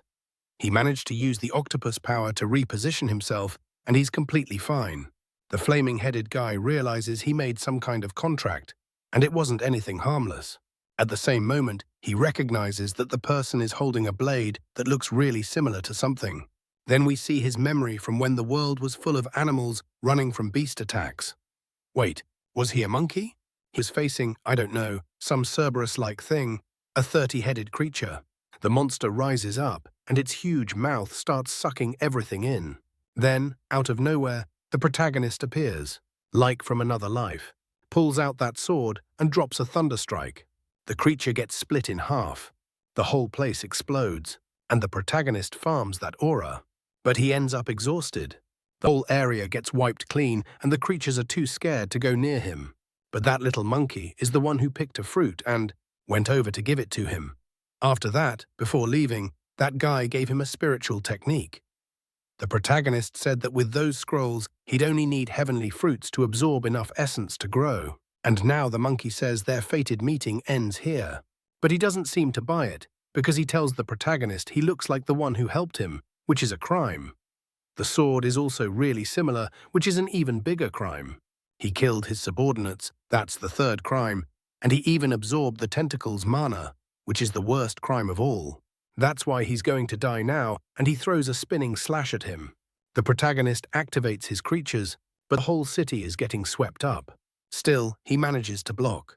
His beasts warn him that the guy in front of them is at disaster level. They don't stand a chance. It's time to run. But the kid looks around and realizes they're already inside that guy's domain, so there's no escape. Besides, they just absorbed powerful creatures. It would be embarrassing to run right after evolving. Like always, they're settling it with a fight. He summons the mosquito and sends it in. Steel Fist says fine. If Subi is confident, there's no reason to doubt him, and he charges too, along with the skeleton and the bird. Even the barely dressed girl rushes in, but the monkey just slaps the sky, creating an ice explosion that freezes everyone. Everybody turns into popsicles and drops to the ground. At least they didn't shatter in half. And the monkey is bold. He comes down and lands right in the middle of them. Now everyone's sure they have zero chance of beating him. In the middle of everyone giving up, the barely dressed girl, terrified, calls Subi and asks what he did, because it looks like he's about to go for a reckless duel, one-on-one. Now they're face to face. The lackeys are all saying the master either lost it or has a plan. The monkey says it's interesting that he isn't running, and this way he'll show the power he truly has. The protagonist tightens his grip on the spear, shifts his movement and almost reaches the monkey, but the monkey dodges. The protagonist throws a barrage of attacks, but the creature slips away easily, saying someone at his level has no chance. But then the skeleton, up close, activates a green energy. The monkey says all he can feel is warm air. What a joke. He uses that spinning palm skill again and strikes. But weirdly, nothing triggers. The lackeys below don't understand why the monkey's powers seem to be failing. Even the monkey stares at the skeleton, trying to figure out why he's being affected by some low-level tool. The protagonist, up on the bird, says there's no point figuring it out, because there's nothing he can do about it.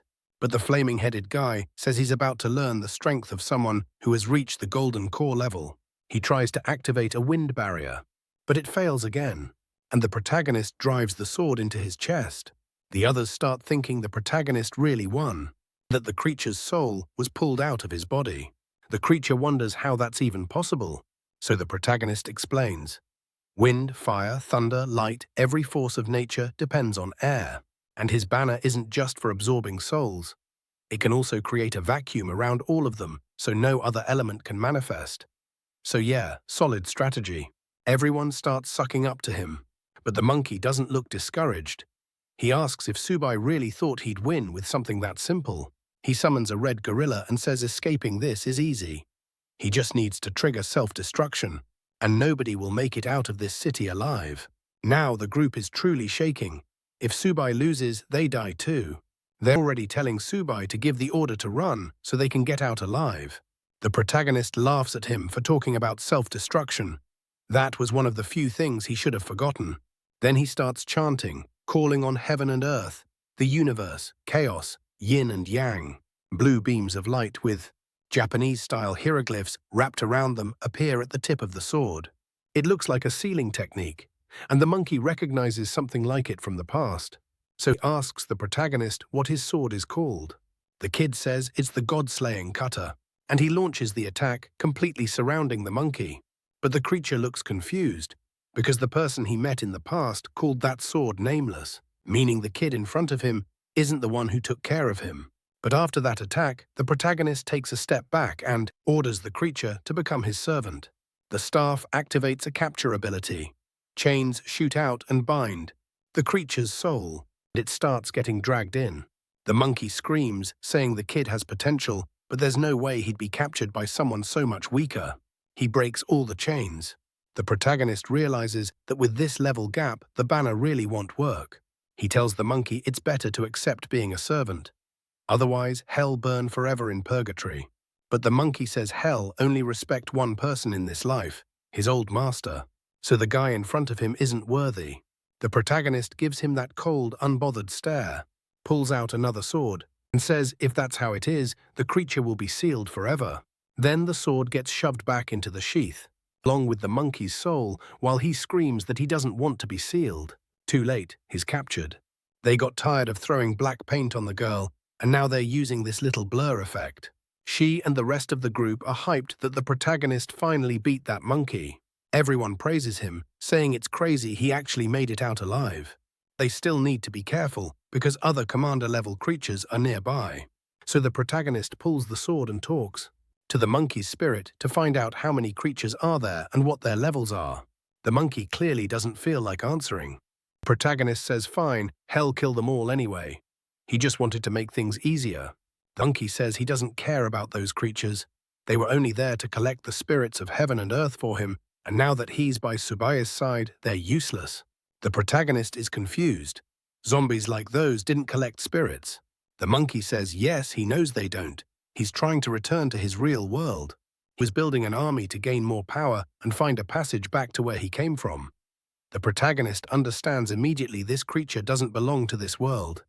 He's from a place where people absorb spiritual energy, so he's not from the same world as him.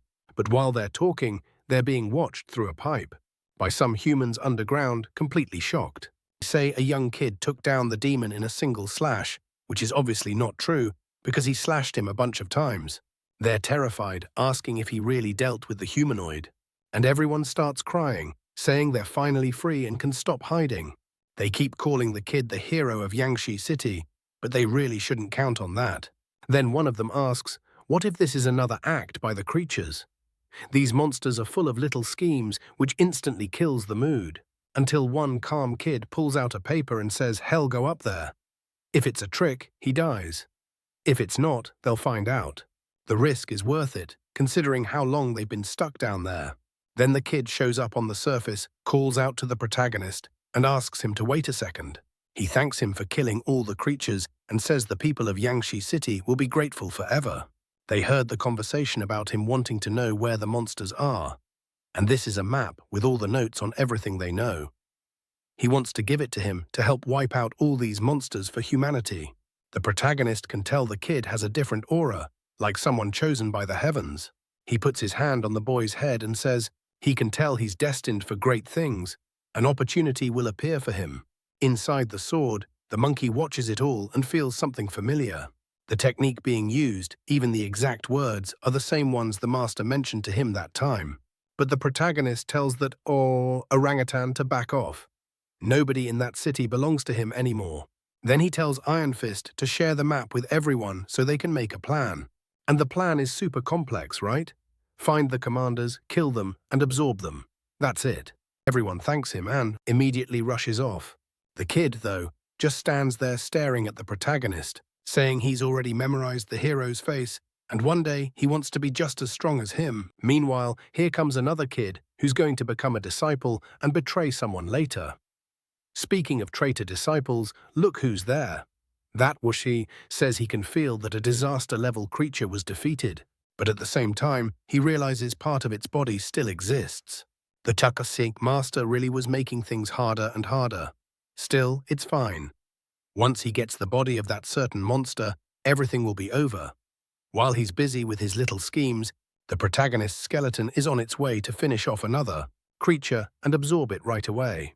He devours the turtle's shell while Iron Fist is fighting a Cerberus, steals its energy, and forms some claws. After farming for a while, everyone's thanking them.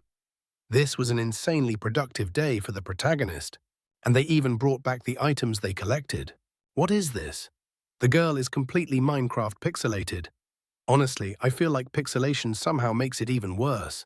It's like hinting that something way more terrifying is happening when we already know what she looks like. I don't know if that censoring helped at all. Oh, I get it.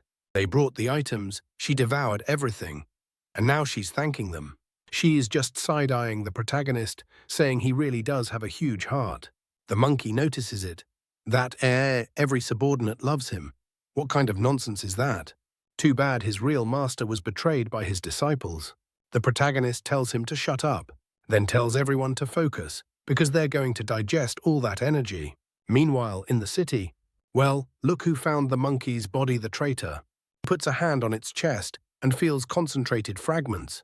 He's shocked, wondering who could have defeated a disaster-level creature like that. But leaving the body there is perfect for him. Wait, I thought he already knew it was the protagonist. Apparently he doesn't. He draws his sword to start a ritual, cuts his own arm, and spills blood onto the body. No, wait, it was the mother. It's the sister who's running. The kid screams for their mum, but it's too late. She got devoured. After a while, the siblings are walking together. No, wait, it was the mother. It's the sister who's running. The kid screams for their mum, but it's too late. She got devoured. After a while, the siblings are walking together. They find a creature on the ground, and she pulls a sword out of its chest. But then she feels a strange electricity running through her body. Another zombie comes up behind her. The mum. The monster goes in for a bite, but she lets out a scream and throws a punch that rips its head clean off. She goes full demon mode and starts tearing through everything. Then this big ugly thing comes from behind to swipe at her, but she slices again. Suddenly, it's sashimi. Bits of the creature rain down, while the kid calls out to his sister, asking what happened. She says she has no idea, but considering there's a face flying around in the sky, she knows it's better not to stay in that city. That's how she took her little brother to Shining, a place where, supposedly, all the troops had stabilized. And then, wow, she left him there while she went looking for weapons she could absorb to get stronger. Oh, now I get it. It's the protagonist's girl, the blonde one with barely any clothes. And it looks like the last time she saw the protagonist, he told her to go to the cave of spiritual weapons to get stronger. Now we're in the Valley of Blades. All the creatures inside the protagonist's staff are talking about how strange this place feels, while he's trying to use his tracking ability to find a cave about 5 kilometers away. It was obvious that without dear Wang Q nearby, finding spirit stones and an energy source was harder. He doesn't even know if she's alive or dead. They're getting closer when, all of a sudden, a golden-winged eagle flies by. That's what it's called, I guess, because to me those wings don't look golden at all. Out of nowhere, the thing lets out a screech and dives at the protagonist, almost landing a hit. But look who's still here, the blonde with barely any clothes. She smacks the bird, and it gets shredded instantly.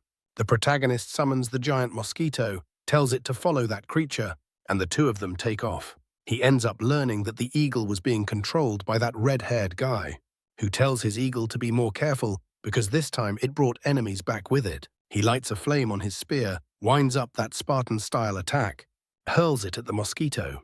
The mosquito dodges, but the spear explodes mid-air and slams it into a wall. Before the guy can do anything else, the protagonist is already closing in with the group. The blonde asks if that's the entrance to the spiritual weapons cave. Guy with the samurai bun pulls out his spear and tells them to stay right there. Nobody is putting their hands on that cave. Then he charges the protagonist. The protagonist draws his sword and staff and blocks the attack. An explosion goes off, and the protagonist gets launched ridiculously far. Even the bird gets thrown back. The bun guy says the protagonist isn't bad and has some skill, so who is he? Arm immediately tells the protagonist he recognizes that guy, the leader of the Eastern Kingdom and the Spear King, basically a martial master. And yet they painted over the blonde again. It looks like even she knows who he is, someone who defeated a commander with a single attack and then vanished. People say he has a cruel temperament, and everyone's famous in this story because he recognizes them too, Iron Fist and the Queen of Weapons. It's just a shame their fighting style is still so amateur, and the kid in the middle looks more like a monster in human form than an actual person. The censored one tells them to show respect to Master Subai, but he points at the banner and says an evil artifact like that is only used by demons.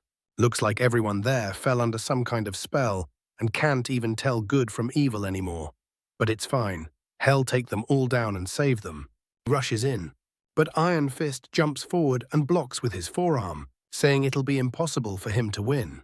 At the same time, the blonde appears at his side and tries to smack him, but he blocks again. While everyone's shocked at how insanely fast he is, the protagonist just watches. The guy starts throwing helicopter-like strikes. 2 more come at him from the front, but he just smiles. Then he multiplies and manages to hit both of them. And who was the genius who splashed paint on her right when she fell like that? The spear guy tells the queen to stay still, or hell have to get cruel. She insists Sabai isn't a monster, but he says he's at least an evil cultivator, and anyone carrying an item like that can coexist with humanity. Suddenly, the skeleton comes from behind to land a hit. It connects perfectly and does absolutely nothing. The protagonist is impressed. Not only are the guy's reflexes good, his defenses are too.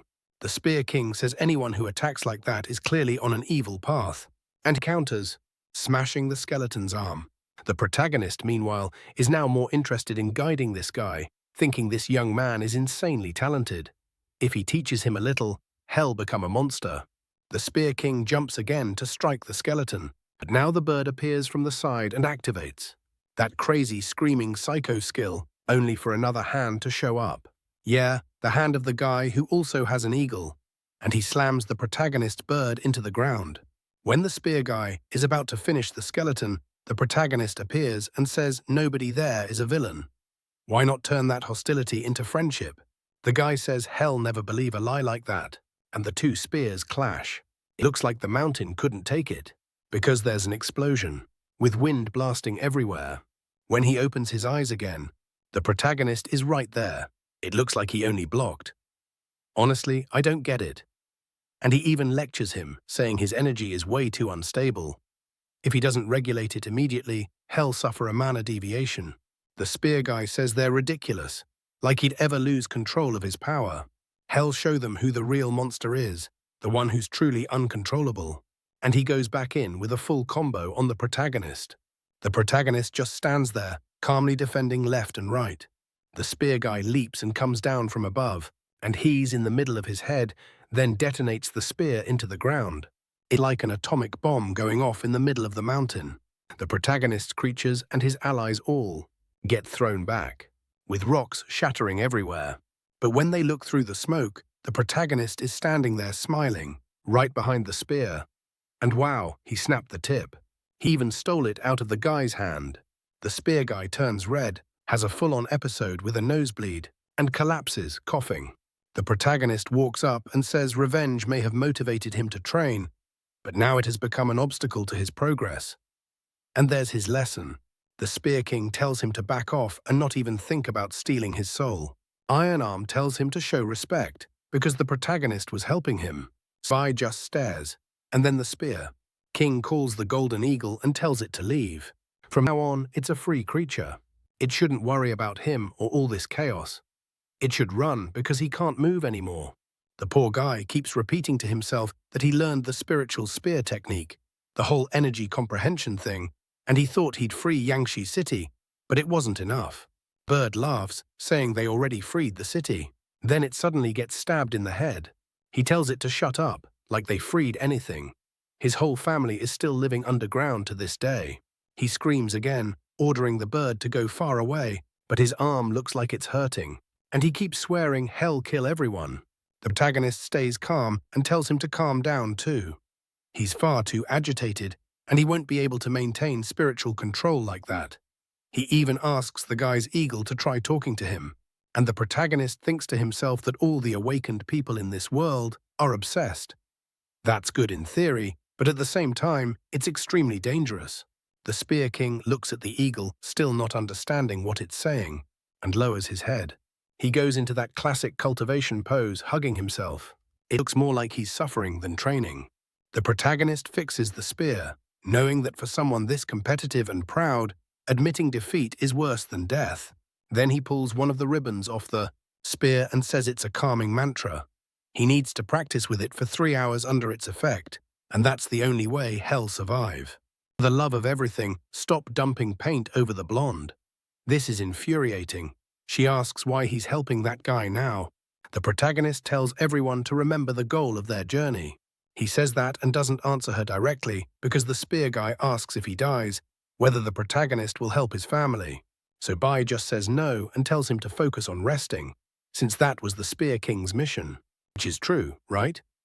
He's trying to dump the responsibility on someone else, and the protagonist walks off, thinking he's always appreciated talent and exceptional strength. But in this life, he's looking for something more than that, things his traitor disciples didn't have. Speaking of them, I miss them. I like the disciple part of the story, you know? Where are they? Not just because of their natural talent, but because of the plot too. Sometime later, someone calls the spear master Uncle Hao. He turns around, asking if it's Xiaojun. He doesn't know what's going on. Is he really seeing someone, or is this an illusion? It's the kid in the cap in front of him, the one who switched chapters. He asks about the family, and the kid says everyone's fine, everyone's alive. The monsters are dead, and Yangshi City has been freed. The spirit guy can't process it. How? The kid says he even got an item from the person who freed Yangshi. That person said if he masters it, he'll be able to reach anywhere in the world. And he brought it to Uncle Hao, since he's the strongest person in the family and should be able to understand it. When he flips through the book, he sees something about absorbing the essence of the sun and moon, a technique that lets you use the enemy's power. And he realizes it's really similar to what he felt when he fought Sabai. Maybe that guy had this technique. So the Spear King asks if he got it from the man who saved the city, and the kid confirms it. He asks for a drawing saying he'll show him. Then he draws the protagonist's face on the ground, exactly like him, Sun Jambo. Now the idiot is like, oh my god, he saved the city, and I thought he was an evil cultivator. Then he says, kid, stay right there. As soon as I can, I'm taking you to meet the hero. The boy is still kind of confused, but all of a sudden, what looks like a flaming head comes in from the side.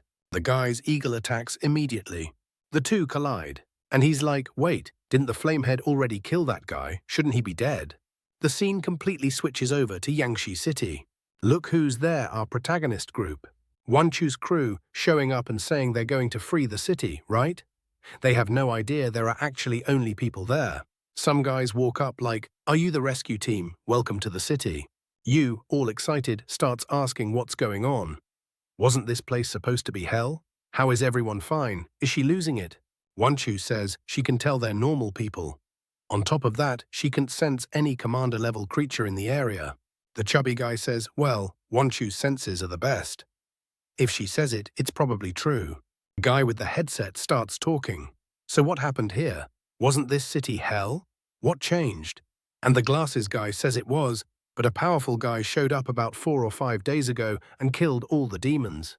Now the place is cleared out, and people are calling it paradise on earth. The big guy wants to know, seriously, who's strong enough to clear an entire city by himself? As far as everyone knew, there was a disaster-level creature here. The guy says, look over there. We're putting up a monument to the hero who will live in our hearts forever. A gigantic statue of the protagonist, giving Konono village vibes. The short kid is in shock. He recognizes it right away. It's the master. And Yu asks if she might know that person, because when she looks at the statue, she feels something evil. The glasses guy immediately tells her to show more respect, because that person is the great hero. If it weren't for him, everyone would still be living in the catacombs. Yu suddenly gets hit with a wave of it, and her head starts hurting. Now Wang Q starts to waver too, her heart sinking. She says she always thought he was the evil one, but he's out here saving the city while that other brother tried to kill her. She turns to Yu and says maybe they were the ones who misunderstood the master. Then she says she has to find out the truth about what happened. She knows that if he came to Yangshi, it's because he wants to reach the spirit cave. Speaking of caves, here we are, heading in, barely dressed. And you can tell right away that all the rocks in there look like they're on fire. He says they're actually firestones. That's why any attack from outside was causing explosions. The monkey on the spear is stunned. He never imagined a cave with that much spiritual power. If he could absorb it, that spear wouldn't be able to hold him for long. Even with her skimpy outfit, Yudu is getting overheated. Then suddenly, the protagonist throws his arm in front of her, because a fire snake is coming in and blasting flames at both of them. He grabs her by the waist and yanks her back, and she's yelling that it burns, that she's on fire. The protagonist knows that in a place like that, it's hard for normal people to survive. Wait, but isn't she Lan, the weapon goddess? I thought she was supposed to be tough. He sends the staff's creatures to attack, but what are they supposed to do? Punch flames? Obviously, it's doing nothing. The bird lands on someone's head and tries a sonar attack. That one works. The snake starts screaming that it's too loud. Then it thrashes around and flings everyone away. Seeing that reaction, the protagonist is sure the creature must be carrying the core. If that's the case, it's worth testing that technique. He pulls the sword off his back, and the blonde asks if he's really going to use that. The monkey on the other side asks if the kid is blind. That fire snake doesn't have any life force. How is he going to use a blade that cuts energy? Why not let the monkey handle it? With his ice arts, he could stop it easily. But the protagonist says this is exactly the situation he wanted. The snake lunges to bite, then sends 3 flame attacks, while he keeps dodging. One last. He jumps over it and closes in. It whips its tail, and the protagonist gets slammed into the ground again. The snake is laughing, and this time, instead of stepping out of the smoke, he steps out of the flames, and it looks like the sword is piercing through. He hits something because the snake starts getting pulled toward the sword while saying it's impossible. The monkey understands immediately. The protagonist is using a cultivation technique, absorbing energy from the surroundings to pull the snake in. It's the same technique the monkey learned from the protagonist in the other world. So now he's still wondering how this guy knows it too. Right then, an essence orb drops to the ground. The monkey thinks it's the perfect chance. But of course, the protagonist snatches it in the same second, and he tells him to stop staring at it. He acts like it's no big deal, like he isn't interested in something like that. But inside, he's furious. If he got that, it would be his freedom. Then the protagonist makes the sword touch the orb. It releases a burst and turns completely red. He says, as always, it was a good harvest. But to keep that bunch of idiots loyal, he has to share the power. With the staff recharged, he activates the enhancement, and everyone starts gaining energy and celebrating. Even the giant mosquito thanks him. The only one who doesn't get anything, because she isn't part of the staff, is Yuju. The protagonist turns to her and says he can't use the 10,000 Souls staff on her because she isn't connected to it, but he can still share power with her. And then he does it. And it's like a full-on rock concert across her back. Apparently the band was good, because she nearly passes out, saying it was intense. Suddenly, they hear someone calling for Uncle Hao. They look toward the cave entrance, and there's the samurai coconut head with the little kid. And that same flaming head is there beating everyone up, which is weird, because that guy shouldn't be alive. The spearmaster yells, demanding to know what's going on. Everyone said the monsters in Yangshi were dead, so why is this guy here? The kid in the cap says something's wrong. He's absolutely sure he saw that guy die. Subai steps out of the cave, saying that guy is dead. The Spear King apologizes and drops to his knees, saying he didn't recognize Subai's greatness. The protagonist just tells him to stop and asks him not to act so impulsively in the future. And the kid in the cap asks, "Hey, hero uncle, if that guy's dead, why is he clearly alive over there?" Sabai says he must be controlled by someone else. Monkey asks who could have that kind of power. The protagonist talks about demonic arts from the beast path. He activates a jutsu and says he knows exactly who can do this. His energy expands, and far away, on top of a mountain, he finds Yunbin. He sends a message saying it's good to see the excellent disciple Yunbin has. Yunbin's image appears behind the monkey, saying that, as expected, the master is always exceptional. He saw through the technique in a single glance. But recognizing something so trivial doesn't matter, because in the end, he won't stop the catastrophe Yunbin is about to create. He calls for the monkey to attack, saying that even strengthened like this, he won't survive. And now it's that classic thing. The Spear King was insane, but since he's on the protagonist's team now, what happens? He takes one punch and gets blasted into a wall. Same story every time. When he's an enemy, he's a monster. Once he joins the team, he turns into trash. The protagonist stays confident, saying his servants are more than enough to handle it. He sends the whole team in while the disciple says he has no idea what kind of strength he created in that creature. An attack comes in, energy that looks like shards of ice, but the protagonist's summons keep dodging. At the same time, the big skeleton and steel arm are tanking hits. And skimpy outfit girl charges in too, saying the fight is exciting. The disciple is shocked that Tsubaya's summons are holding up. Then, the protagonist is already on top of the eagle, closing in on the monkey, saying he shouldn't be surprised by something that simple. He draws his sword, and the guy recognizes the power. But before he can say anything, gone, sliced in half. During all that, the monkey figures out the protagonist was betrayed by his disciples and thinks it's an absurd coincidence. Meanwhile, far away, that idiot Yunbin takes the backlash. That technique costs a ton of energy, and having it cut like that hits him hard. He tries to escape, but the protagonist teleports and is right next to him in an instant. Yunbin turns around, saying it's impossible he was located like that. He's only been in this world a few days. How did he already reach this level? The protagonist says hell give him a chance to find out, because there's an open spot inside the banner. How about joining the group? And he swings the sword. Yunbin tries to block, but the slash hits him square in the chest. Explosion on the mountaintop. But the Sai manages to dodge. He has that technique where he breaks apart. Right away, he slices his hand and says hell restore his body using his own blood. He's going to use the Golden Fortress Alliance. Then a goat, a crocodile, and a bunch of spirits show up behind him, and he goes full Naruto mode. He warns the protagonist that the corpse he sent was only the beginning of the plan. He tells the protagonist to get ready, then tells Fayeshu to attack first. And here I thought Fayeshu was a monster, but it's actually the short-skirt girl with way too many coins. She starts throwing money at the protagonist. A giant coin appears around the battlefield, while the protagonist is impressed. Her movement flow is unpredictable. Then she turns around, waves goodbye to the master, and says they'll meet again another time.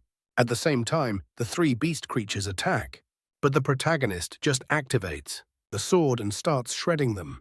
1 slash, 2 instant kills. The protagonist's bird even says it'll finish the last one.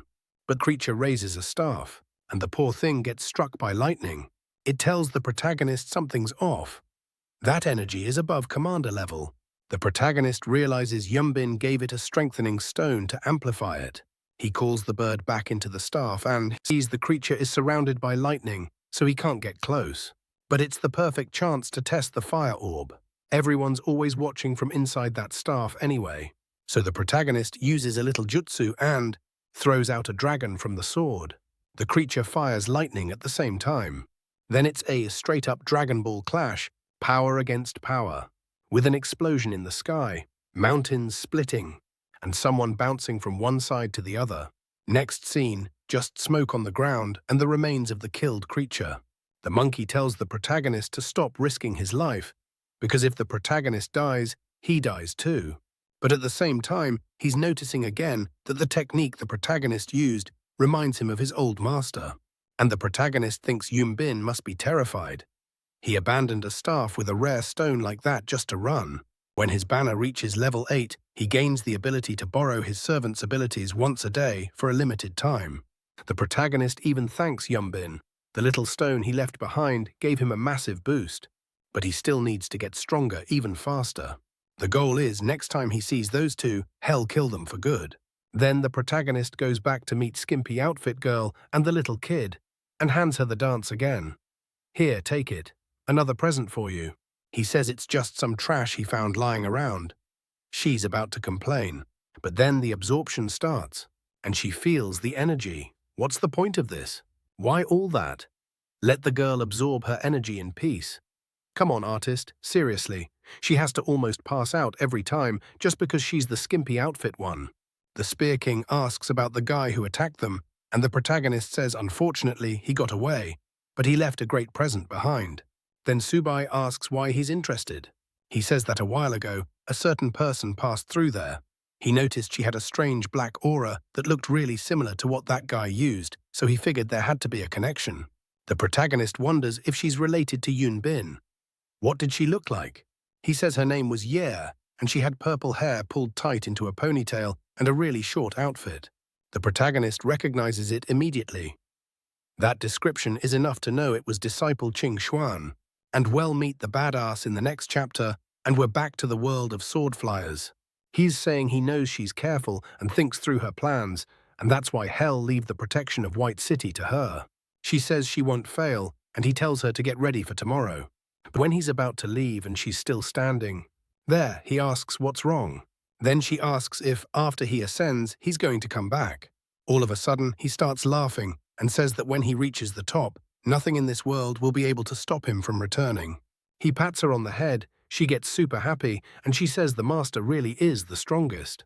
Back on Earth, the protagonist is thinking maybe Yomben hurt her, and she also wasn't there on the day of the betrayal.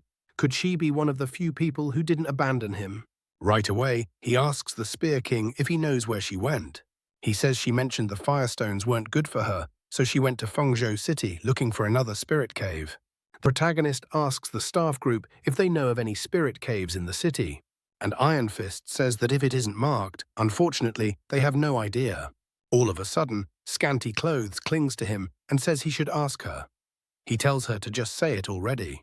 Then she reveals that when she passed near that city, she found a mountain packed with spiritual energy. The cave has to be around there. If he doesn't mind, she'll lead the way. And honestly, before, she was totally covered up. She had shorts and a full shirt. Then she switched to a top and mini shorts. Now it keeps shrinking. Pretty soon, Scanty Clothes is going to hit 0.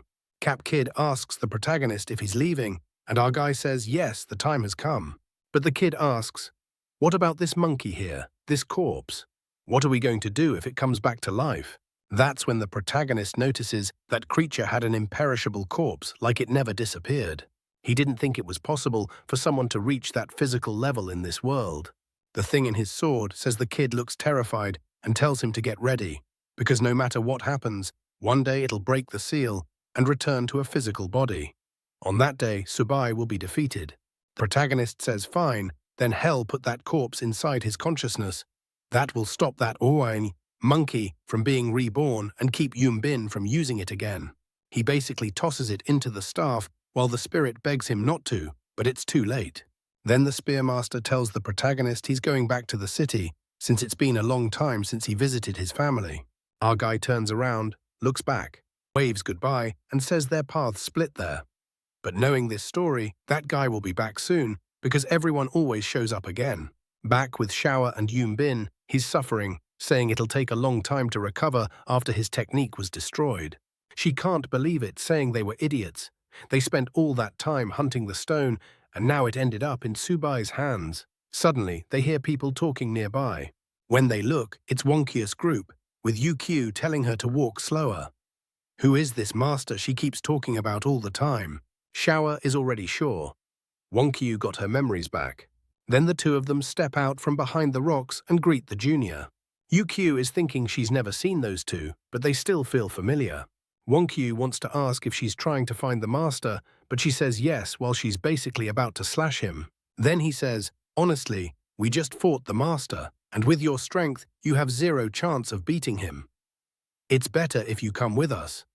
Everyone gets stronger together, and one day we can finally take him down. But he says she remembers perfectly well that the last time she saw Yunbin, he was attacking her, trying to kill her with a mental attack. Why would she follow him now? Meanwhile, with all this talk, it's Yuchu's head that starts hurting. Then she says, I don't get it. While you've been out there killing disciples and attacking cities, the master was saving people. Who's actually the evil one in this world? Shio asks, can't you see what the master did? After everything we went through, how do you have the nerve to stand on his side? But Wonkyu says she's standing on the side of the truth. And she's finding it more and more strange, this whole story about the master being the one who threw the world into misery. Her goal is to find him and uncover the truth behind everything. Yoongbin realizes she changed her mind. If he keeps arguing with her, it'll only make things harder. On the other hand, Yuchu still doesn't seem influenced. If he helped her recover her memories, maybe everything would change. So he reaches his hand toward her and says, "Hell, help her understand everything that happened." In the next instant, a scream echoes through the mountains. Yoongbin asks what she's doing. Wonkyu summoned the phoenix, saying if he touches a single hair on Yuku's head, she won't show mercy. Miniskirt tells Minishorts that Yuku has the right to reach her own conclusions. Yuku says that's sophistry, basically lying in a classy way, playing mind games, and it's more than clear that Yuchu is scared. Wonkyu goes up to her and tells her not to be afraid. Nobody there can hurt her. Whether she trusts Yuchu even a little or not is her choice. The poor girl yells that she has no idea what they're even talking about. All this master stuff and senior stuff. She doesn't understand any of it. Then she panics and throws herself into Wonkyu. Yuchu wants to act, but he knows if he goes against Wonkyu, Yuchu will turn against him too. Then he loses the big plan. So he says fine. If that's how it is, Chati Tasiti is. Hell respect both of their decisions. All he asks is that she doesn't forget why the master deserved betrayal, and that she understands that with that guy's temperament, she wouldn't be forgiven. Then they say the door is always open for both of them. He walks away with that evil smile, saying good, perfect, because he left behind an energy that will help Yuchu discover the truth about everything. The truth to him being that the master needs to die. The scene switches to a forest, where the protagonist says he can feel the spiritual energy. The cave is nearby. He calls everyone to start searching. Nearby, there's a weird crater that leads underground, but it also looks like a cave, so it's confusing. Big Skeleton is scared, and Big Mosquito tells him to stop being afraid of the dark. They start messing with each other, until the mosquito says hell find out the truth right now, and goes in. But when he reaches the end, he gets stared down by rats and bolts out of there, completely shaken. Then the skeleton goes in to smack them, but his weapon breaks. That weapon is useless anyway, it never works. He gets thrown to the ground and is about to be eaten by the rats, until the rest of the protagonist's team shows up and starts beating them up. Or actually, maybe not, because they throw hands, but it looks like they're the ones getting worked, since the rat guys are still standing. The protagonist shows up asking what those creatures are, and someone says they're zombie rats, but it looks like they're close to the energy cave and ended up absorbing it. The guys all apologize because they can't even handle these things. The protagonist draws his sword and says it's fine, it's just that their magic isn't a good matchup against this kind of monster. He says hell show them how it's done. The rats rush him, and he slices the first one clean in half. But right then, some people appear above, watching them, asking who these bandits are. Someone in the group says that by their clothes, they're from the King Shen sect.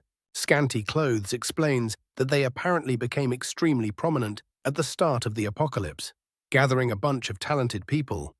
They have tons of techniques and resources. You could say they run this region. The guy smiles and says, well, they've been recognized, so she clearly knows how strong their sect is. Before she can answer, he says, unfortunately, that's exactly why she has to become prey, and he goes in to stab her. Protagonist swings the staff to block. There's no way he's letting them kill Scanty Clothes. Then he says they're about to find out who the real prey is, and he's already controlling 3 big spiritual rats. The guy is confused, trying to figure out why the beasts suddenly look like they're under the protagonist's control. Protagonist says it's shameful that they rule this region, and it's still desolate. Anyone who kills their own people during the apocalypse deserves an even worse death, and he sends the rats at them. One guy manages to retreat while the others watch. Clearly this staff kid is at least Shrank, but their sect specializes in coordinated attacks. As long as they fight together, victory is guaranteed, and 5 more of them rush in. One activates a spiritual fist and blows up the ground. Another activates vines. Seriously, stop attacking my scanty clothes. Actually, with those angles, maybe keep going. Wait, she already broke free. They're relentless. Another one comes from behind, but the skeleton rushes in from the side and smacks him. It doesn't do much, but at least it knocks him off balance. At the same time, she attacks and breaks out of the vines, or maybe not. How does your weapon break from hitting a bunch of plants? The skeleton gets shoved away too. Well, one guy moves in to punch the protagonist, and another closes in from behind. Subai is more focused on how Yukami's attacks suddenly got destroyed by a vine. There's something strange about that guy's techniques. But right in front of him, another fist is coming, so the protagonist steps back and slashes, summoning a blue flame. The guy tries to smash him, but the flame splits apart in front of him and hits the one behind him. It sets the kid on fire, leaving him burning and screaming, while the leader yells at him to stop attacking the juniors. Coming from him, that's rich. Meanwhile, Iron Arm is fighting the curvy woman. He's not doing much, but at least he's not getting in everyone's way. He tells her to stop dodging, but once again she slips away. Then, at the same time, the bird activates sonar. The woman freezes for a few seconds, but the fight is insane because someone is already coming from behind to stab him, and then the mosquito pierces him through the chest. That was wild. Right after that, the curvy woman tells the boss that two of their brothers have already gone down. The rest of the protagonist's team gathers behind him, and he praises everyone for still being intact. But one of the enemies is smiling, saying his ability is off cooldown. Soon they'll learn the power of a real mutant. In the next second, a guy appears behind them and hits the bird, hits the mosquito, and is already moving towards Steel Arm. He uses the momentum to launch himself at the protagonist, who dodges. The guy twists his hand and grabs something. I don't even know what, because the chapter ended. I don't know exactly what happened, but he regrouped with his people and said he got it. Then the guy announces that all abilities have been sealed, and Sabai realizes his spiritual energy is in total chaos. He can't control anything. Steel Fist says they need to retreat. Without their powers, how are they supposed to fight? But the protagonist says that against an enemy this strong, running is the worst option. They won't get out of there easily. The guy in front says he read the situation perfectly, and because of that, Hell guarantee them a peaceful death. The blue monkey spirit says that if the protagonist wants to win, Hell need his help. If he breaks the seal holding him, Hell wipe out the guys in front. Then, once it's settled, Hell go his own way, and the protagonist will lose him. Subai says it's a tempting offer, but he refuses. The Thing is shocked. How is he going to solve this whole problem? Subai says he's more interested in refining everyone in front of him and creating his own group. That'll make his team even stronger. They're furious, saying that he doesn't understand the situation he's in. Other guy jumps in with a flaming punch, saying this is the end for him, and it lands clean in the protagonist's stomach. He smiles, saying it's over for the kid, but then his body dissolves. In the next second, he's behind the leader, swings the sword, and the guy's head rolls. The curvy woman wants to know how that's possible. They sealed his spiritual power, so how is he still using energy like that? He says it's a shame because the only thing they sealed was his clone. The bird is confused. The clone is his skill. Yeah, the protagonist played it smart. The moment they tried to take his power, he used the new ability he could borrow once to steal the bird's power, pulled out the clone, and stayed at full strength. Volumosa is already caught, screaming for help from her senior brother, while the guy over there activates his powers, saying the Kek must be tired of living. He throws one punch, but the other one is a lava giant. The protagonist draws his sword and says he knows exactly what shuts down that kind of technique. He slips right through and lands a wind slash, ends up face to face, and the guy manages to block. But the protagonist tells him to try stopping this, then fires off another attack. I can't even tell if he actually tore him apart. Then the guy activates a clone too, but still gets split. Once again, the spirit inside the protagonist's sword thinks this kid really reminds him of his old master. But he can't jump to conclusions, yet he still needs solid proof. The protagonist asks what he's thinking so hard about, and he says it's nothing. Meanwhile, the rest of the group comes in praising him, asking if he's hurt and what happened. Then the enemy's body on the ground starts having its soul pulled out, yelling for the ant to stop. The protagonist ignores it and tells the staff to refine everything. The souls, along with the rat souls, all get refined into the skeleton. He keeps leveling that skeleton up and up, giving it more strength, and that Gyaon still never does anything. Everyone levels up a bit and gets some skills, and then what? He goes to do the rock and roll on his friend, and this time it's a check right on the belly button. He tells her to wake up, saying she slept long enough. At first, she freaks out, and they tell him not to touch her. But then she changes her mind and says that if he's going to touch her, he should at least warn her first. Meanwhile, the protagonist tells everyone to keep collecting the corpses and everything else, because he's going to have a little talk with the group. Then there's the former Volumosa. Yeah, obviously he didn't kill the only woman in the group, right? Wonder why. He walks up as she screams, begs for forgiveness, and says she was wrong and never wanted to be part of that group. He says whether she lives or dies depends on her performance. She'd better answer everything she knows about the spirit cave. She says the best thing she can tell him is to lose interest in it. That place eats people alive. He tells her to explain. She says several groups from her clan already invaded that place to handle things, but nobody came out alive. The protagonist is sure their team was strong, so if those people really died in there, something is off. He tells her to explain how it happened. She says a group of 5 went into the cave while they stayed outside on guard. The team never came back, but the giant rat came out. They killed the rat and got an idea. What if they sent other creatures in?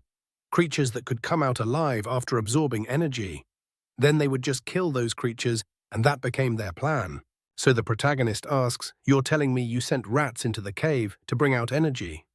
But that's strange. If the group went in and creatures are coming out, something doesn't add up. She says she thinks it's strange too, but it's true. He says he can't trust her. He'll have to look through her memories.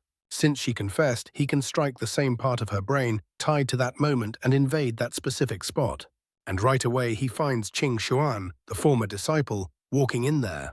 He asks about her and why she was on that mission. Captured girl says she only joined the group recently, and it seems her master wanted her to go in with everyone. Not much clothing is not a good thing. Meanwhile, the protagonist rests his hand on his chin and says, well, if that's how it is, they have no choice. They'll have to invade the place. He tells everyone to get ready and starts heading in. Inside, he summons a fireball. And Not Much Clothing says it's strange that there isn't a single spirit stone anywhere. He says it really is confusing, since they felt spiritual energy from far away. Somewhere in there, there's a massive concentration, and then the real danger appears. 3 paths to follow. Is he really going to split up? Maybe not. He's smarter than that. He summons the rats and says hell see which way they go. Since they have energy, they should know where the right place is. But the steel fist skeleton says they didn't sense any energy at all. If something really is there, it must be some higher being that can hide its power, or something like that. The rat's expressions change, and then something that looks like a purple-skinned zombie comes in and attacks. Everyone backs off, and the captured girl recognizes him as brother Yin Fan. The protagonist is impressed that even dead, that creature had an absurd energy level. Group gets hyped and rushes in, but if I know them, they're not going to do anything at all. And I'm telling you, Not Much Clothing is shrinking even more. Look at that little string getting smaller and smaller. I think it's an Easter egg, and I noticed it way too early. The zombie comes at the protagonist, who whips him straight in the chest.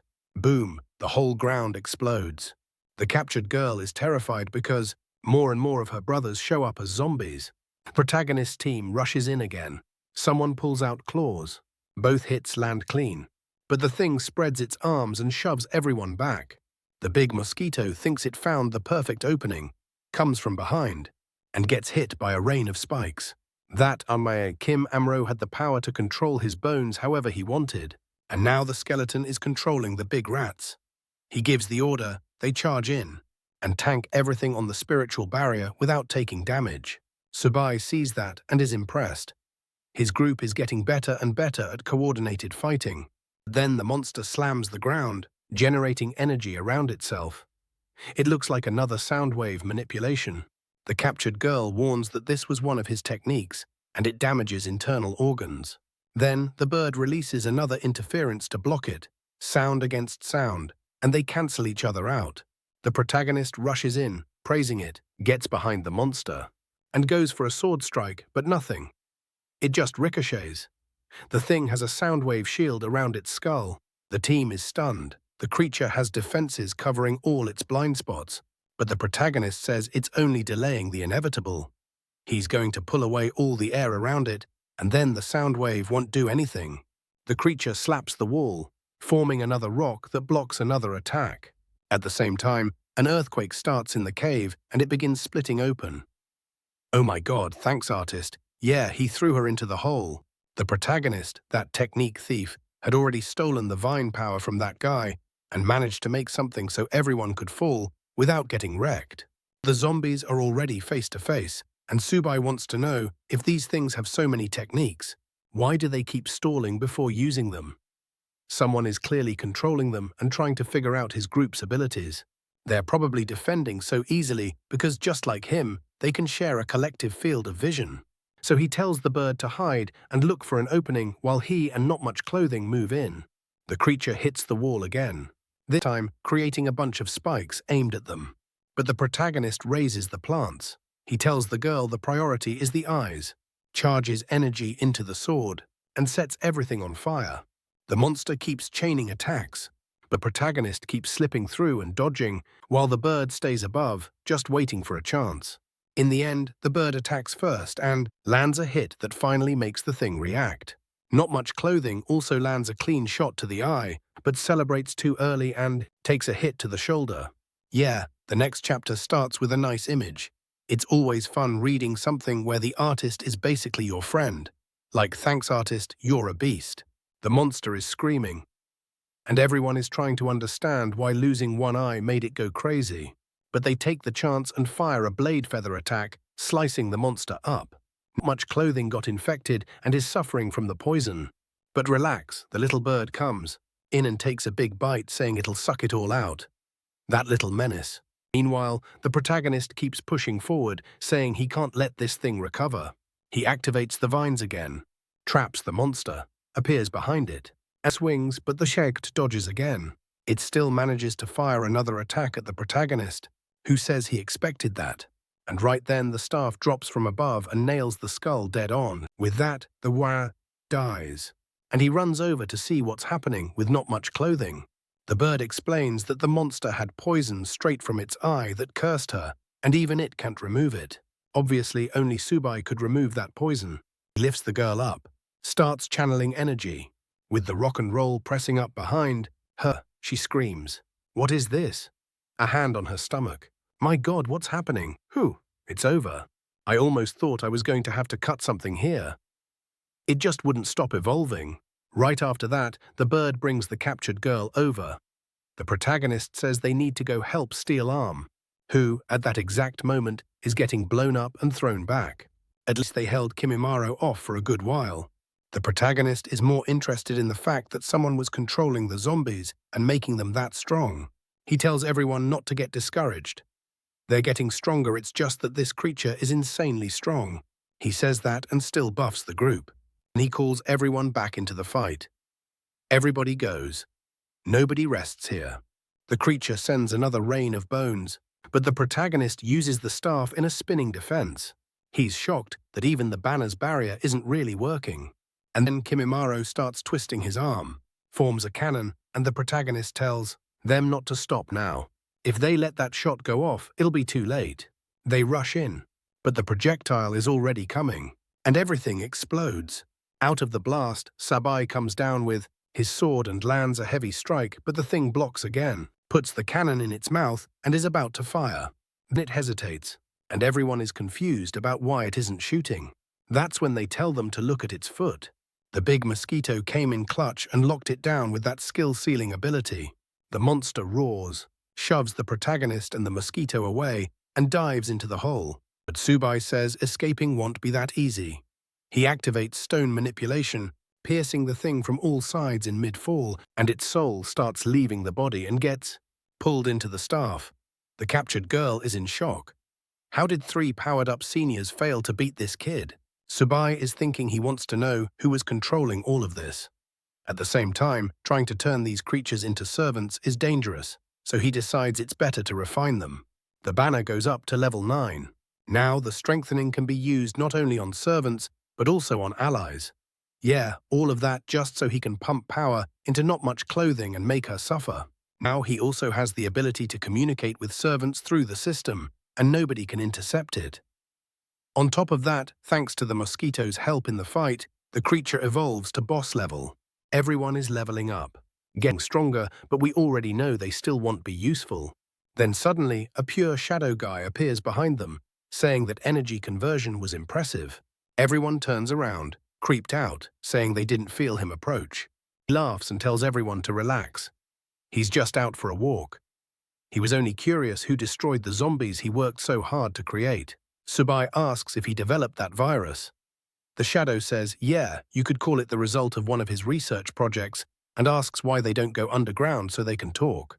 The protagonist is immediately sure this is the person absorbing the cave's spiritual energy, and not much clothing charges in, basically asking to get beaten so she can be healed, saying the guy is distracted and they have to take advantage of him being alone. But the creature dodges easily. Since she shouted the protagonist's name, the creature now knows he's Subai, which is strange, because Yunbin should have killed him already. Now the protagonist wants to know how this Wene knows about Yunbin. He attacks too, asking what their relationship is. The monster keeps dodging everyone, saying it's none of his business. All he knows is that he has to finish that guy's job. The protagonist's group doesn't know what to do. None of their attacks are even touching him. The protagonist tells everyone not to waste energy. This isn't even his real body. It's just black mist, useless for anything except communication. The creature says he'd like to talk more, but he has to wrap things up there. He puts his hand on the wall, activates a stone control skill, and the whole cave starts shaking. At the same time, the monster disappears, saying hell be waiting for them down below so they can play. The protagonist knows having the same ability is really rare, since the monster is using the same technique he uses. Maybe he has some kind of power that copies other people's abilities. The bird and the skeleton, as usual, are completely freaking out over there. They're already saying, let's get out of here. This isn't going to work for us. They want the protagonist to open an escape route, but he says that if he tries to move that much stone, hell run out of energy, and that would be even more dangerous. Besides, they're there for the spirit stone so they can get stronger. They're not backing down now. Little Close agrees, saying they're not quitting just because of some monster. And everyone gets fired up. And yeah, when everyone is smiling, you just know a few people are about to die. Meanwhile, somewhere else, Wang Q is with Yu Yu. They find the bodies. Yep, the protagonist's group killed everyone here. Yu Yu asks if Wang Q is sure, because it doesn't look like there are any stones in this cave, and there are a bunch of fresh corpses. But Wang Q says she's sure she can feel a massive amount. Then the fat guy recognizes the dead people as members of the Qin Shen sect. Since those guys control this area, it's strange that they got wiped out. Mini Shorts recognizes the techniques used on the bodies as her master's techniques, meaning he's the one who came in here. Everyone trusts her and says if you say so, then it's true. The good part is that there must be some stones, so they'll be able to take everything. The fat guy moves up front, saying hell clear the way. Meanwhile, Yu Wis is nervous about meeting the master, wondering what kind of person he is and whether she should really trust him as much as Wang Q does. They keep going, and the fat guy asks which way they should take. There are a bunch of passages, and the place is more complicated than they expected. Wang Q is scared they'll miss the chance to find her master, when suddenly Yui says she feels like they should go this way. Right then, Mini Short remembers that before she awakened her memories, her innate power also started working in this world. So Yui's powers were probably starting to awaken too. And considering she was the queen of deadly toxins, there's probably some kind of poison down there, and that's what she's sensing. The fat guy says he agrees, it's way too early to give up. If both of them sense something, then there has to be something worthwhile. And with that, the team goes back to searching. The protagonist's group, they walk for 12 the freaking hours, and then hit a dead end. They think there's no way forward, but he says they've actually finally arrived. He touches the wall, and everything opens up, revealing a place with flames and a bunch of goblins dancing in the middle. There are humans hanging upside down, being killed and tortured. What the hell is this? One of the goblins is yelling for them to enjoy the cult master's blessing. Everyone is confused, trying to figure out what kind of nightmare they just walked into, while the protagonist only wants to know where Qingxuan is. He came here for her. The captured girl, who's been tied up this whole time, recognizes her master. It's one of the guys bleeding out. And the protagonist immediately orders all the creatures to attack, save the people, and wipe out the goblins. Some people get rescued. The monsters start dropping, and the protagonist drags one of the guys out. The goblins, on the other hand, shout for the jihaz, messing with the ritual to show themselves. Then the bird lets out a scream. Everyone freezes. The creatures rush in. Honestly, it's only because of that scream. Otherwise, they've never been useful for anything. Steel Arm is confused. The creatures keep dying, but they don't hesitate to attack. Then, all of a sudden, a guy in a suit appears from the back, laughing. The creatures say the cult master has arrived, and the white-haired guy shouts Tsubai's name. Everyone recognizes it. It's the same voice as that shadow from before. The skeleton charges in with everyone at the same time, saying this time he won't use any cheap tricks. But with a simple hand motion, the guy creates a perfect illusion. The big bird tries to come in clutch. For once, that bird actually does something. It flies overhead, trying to use sonar interference, but the guy extends a hand with an eye on it, disrupts the casting, and slams the bird into the wall. The goblins start cheering and worshipping him. While he says he really hasn't lost his touch in a fight, the protagonist realizes right away that he stopped the bird's attack using the bird's own sonar ability. So it's confirmed this guy uses other people's powers. Seeing the protagonist point his sword at him, he says Tsubai is finally getting involved. Then he rushes forward, telling them to fight with everything they've got. That hand with the eye is right in the protagonist's face, and he almost panics. He tells him to get that thing away from him, then throws blue slashes at him. The guy backs off. Then the protagonist sends out a tornado, and the guy dodges to the side. Hez impressed. He tried to use a sonar attack, but the protagonist used the wind technique to cancel the activation. And in the same instant, he teleports to the side and lands a clean sword strike, only for the guy to raise a stone barrier. At the same time, poison leaks out from the spot where the barrier was hit, and the others freak out, saying Tsubai is in danger. Even while down, they launch an attack to help him, forcing the guy to defend, and during that distraction, the mosquito hits the guy's arm. The guy pulls the mosquito off, but then the whole trio manages to get back up and charges again. And now the protagonist is coming in from behind.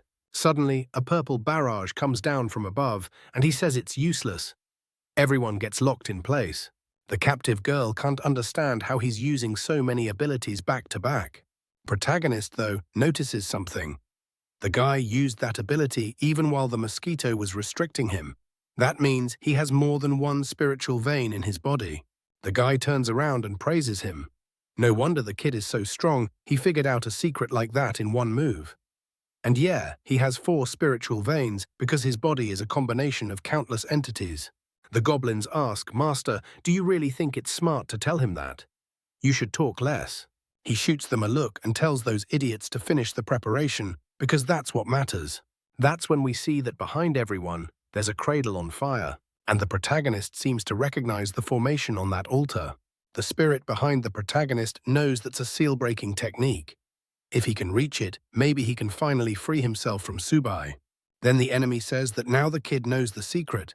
It's time for him to die, knowing exactly why. Purple fog pours out of one of the walls, and from inside it, the spirits of multiple goblins start coming out. The creature inside the protagonist says he's screwed. It'll be hard to deal with so many monsters appearing at once, and the enemy yells that all those souls are spirits that failed their transformation. But they're perfect for draining Tsubai's energy. The protagonist prepares the banner and says incomplete creatures like that are useless against him. The chains, yeah, the ones from Chapter 1, remember? They all shoot out and lock the monsters inside the room, pinning them in place and forcing them to kill each other. And just like that, the arena is empty. The cult master asks where the hell his army went. Then he says fine, he wanted Tsubai's body intact, but that won't be possible. More purple walls appear, and creatures come in trying to bite the protagonist. He slices the first one's mouth open, dodges the others, and realizes this is a kind of poison he can't let touch him. Since he recently advanced realms, he decides to reach into the sea of consciousness again and see if he can find something. From inside, he pulls out something that looks like a bracelet, but the monkey recognizes it as an immortal fusion jade. The monster wants to know how Subai got that. He explains that he got it normally by passing the artifact sex test. The monkey is stunned. How is this guy carrying a Dharma treasure at that level? And then we see a flashback. In the past, the monkey brought some fruit to the protagonist, saying it was fresh, but Subai tells him not to come close. He was using the immortal jade, and anyone who touched him at that moment would end up dying. That's when the monkey learned how rare that treasure was and how someone even gets it. And now that the same item is in Subai's hands, there's only one possibility. This guy is the person who liked this video.